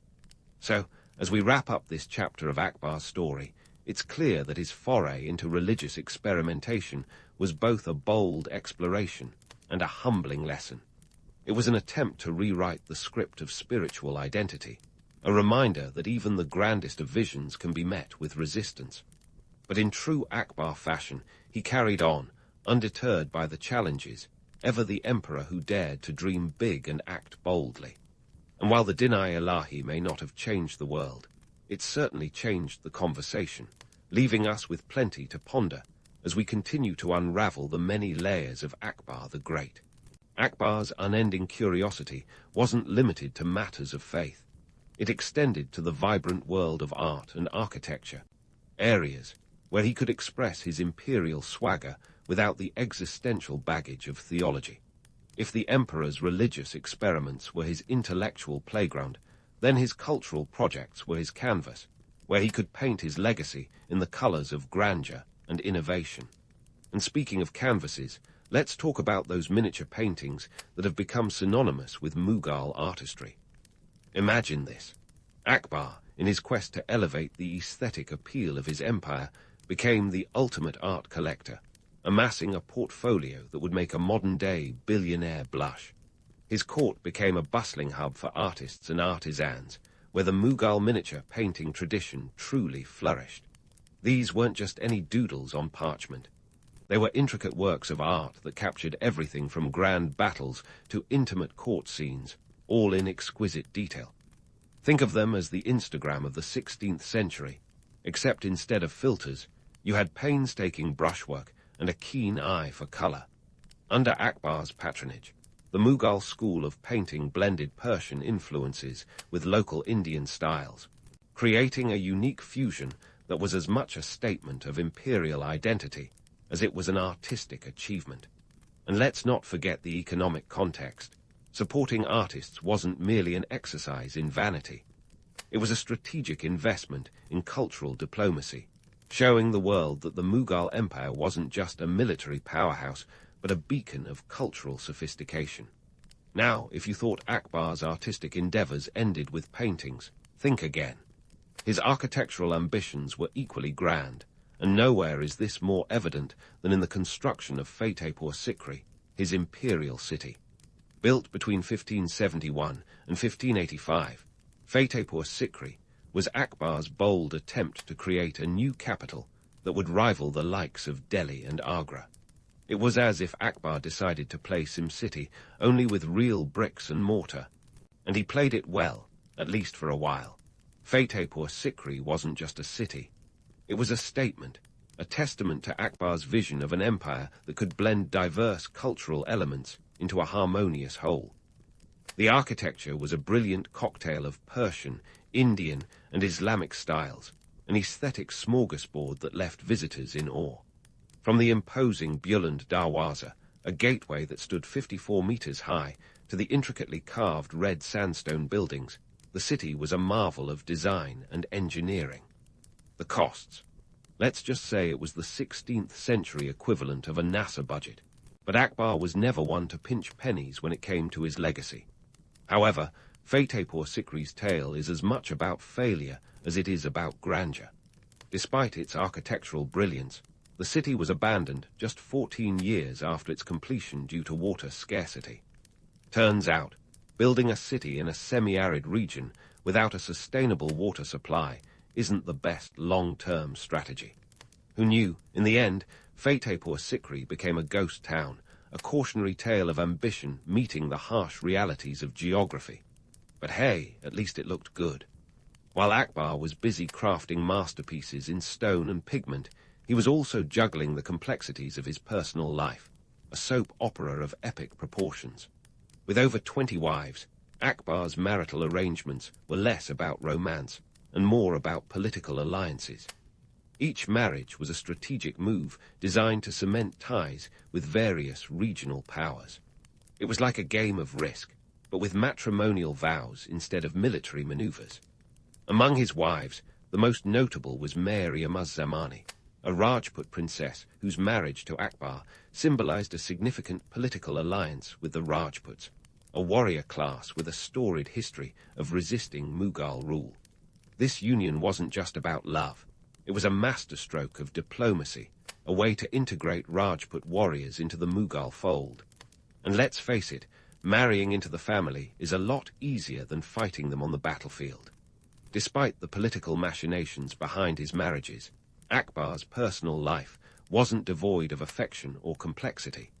He was known to value the counsel of his wives, particularly Mary Zamani, who wielded considerable influence in court. She even had a ship named after her, the Rahimi, which was one of the largest trading vessels of the time. Talk about a status symbol. But managing a harem wasn't all silk robes and rose petals. It was a logistical nightmare, a delicate dance of power dynamics and courtly intrigue. Akbar had to navigate the rivalries and alliances within his harem as deftly as he did on the battlefield.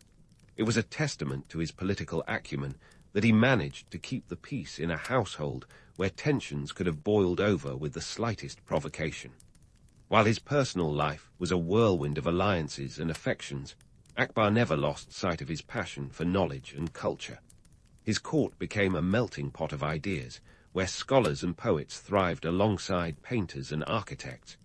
Think of it as the Renaissance, Mughal style, a place where the exchange of ideas was as valuable as gold, if not more so.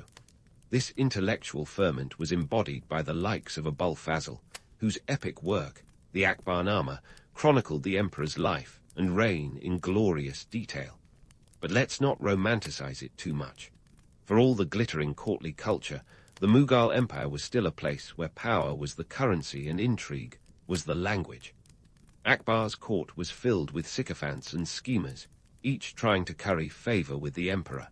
It was a world where loyalty could be bought and sold, and where today's ally could be tomorrow's enemy.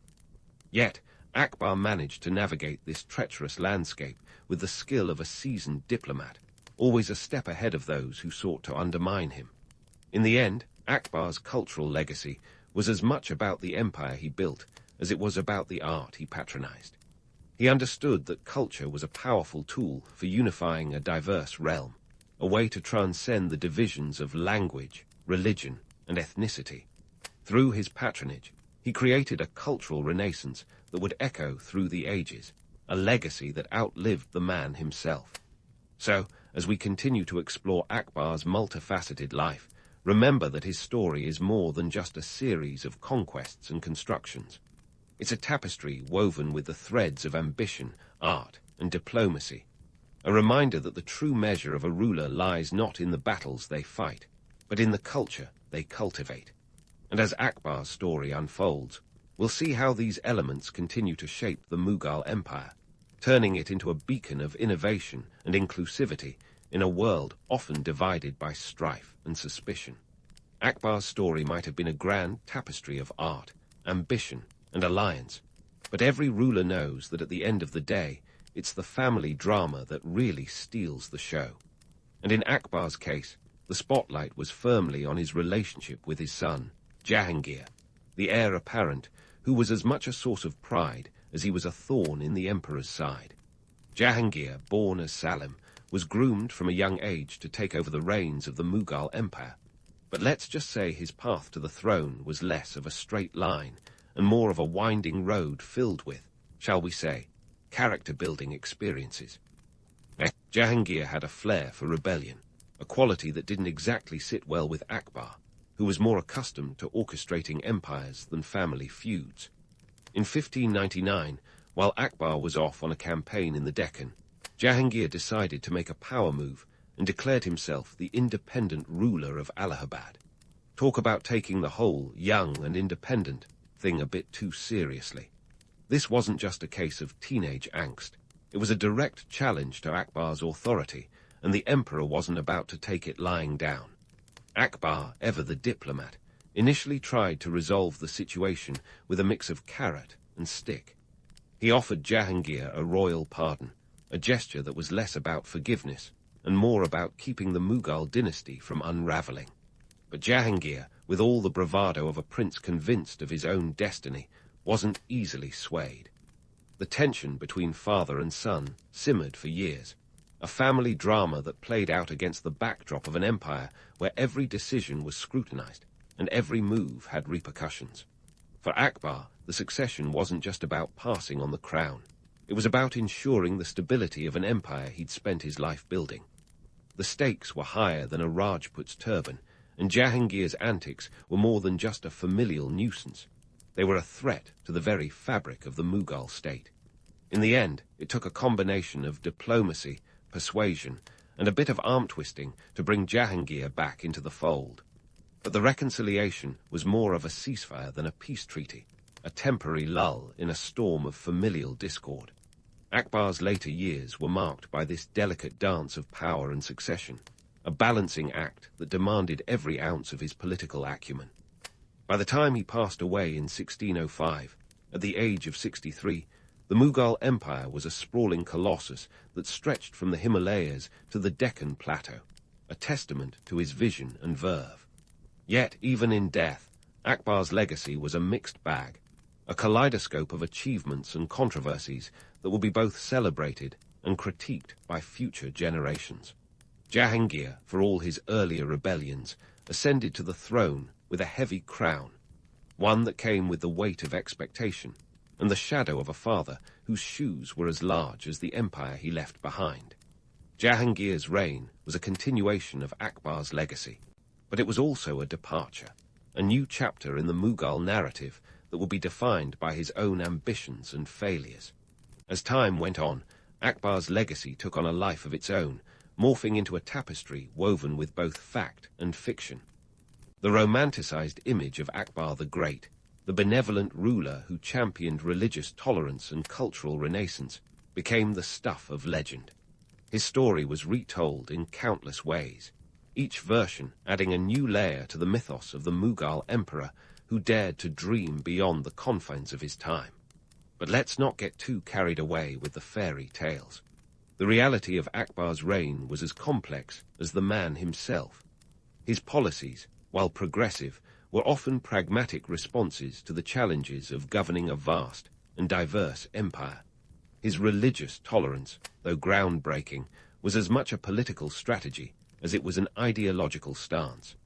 And while his cultural patronage was remarkable, it was also a calculated investment in the soft power that kept his empire cohesive. Future generations would look back on Akbar's reign with both admiration and skepticism, a duality that reflects the complexities of his legacy. On one hand, he was hailed as a visionary ruler whose policies laid the foundation for a stable and prosperous empire. On the other, he was critiqued for his failures, including the ill-fated Din-i-Ilahi and the abandonment of Fateh-por-Sikri. His story serves as a reminder that history is rarely black and white. It's a kaleidoscope of shades that challenge us to see beyond the surface. In the grand scheme of things, Akbar's legacy is a testament to the power of vision and the pitfalls of ambition. He was a ruler who dared to dream, to experiment, to push the boundaries of what was possible.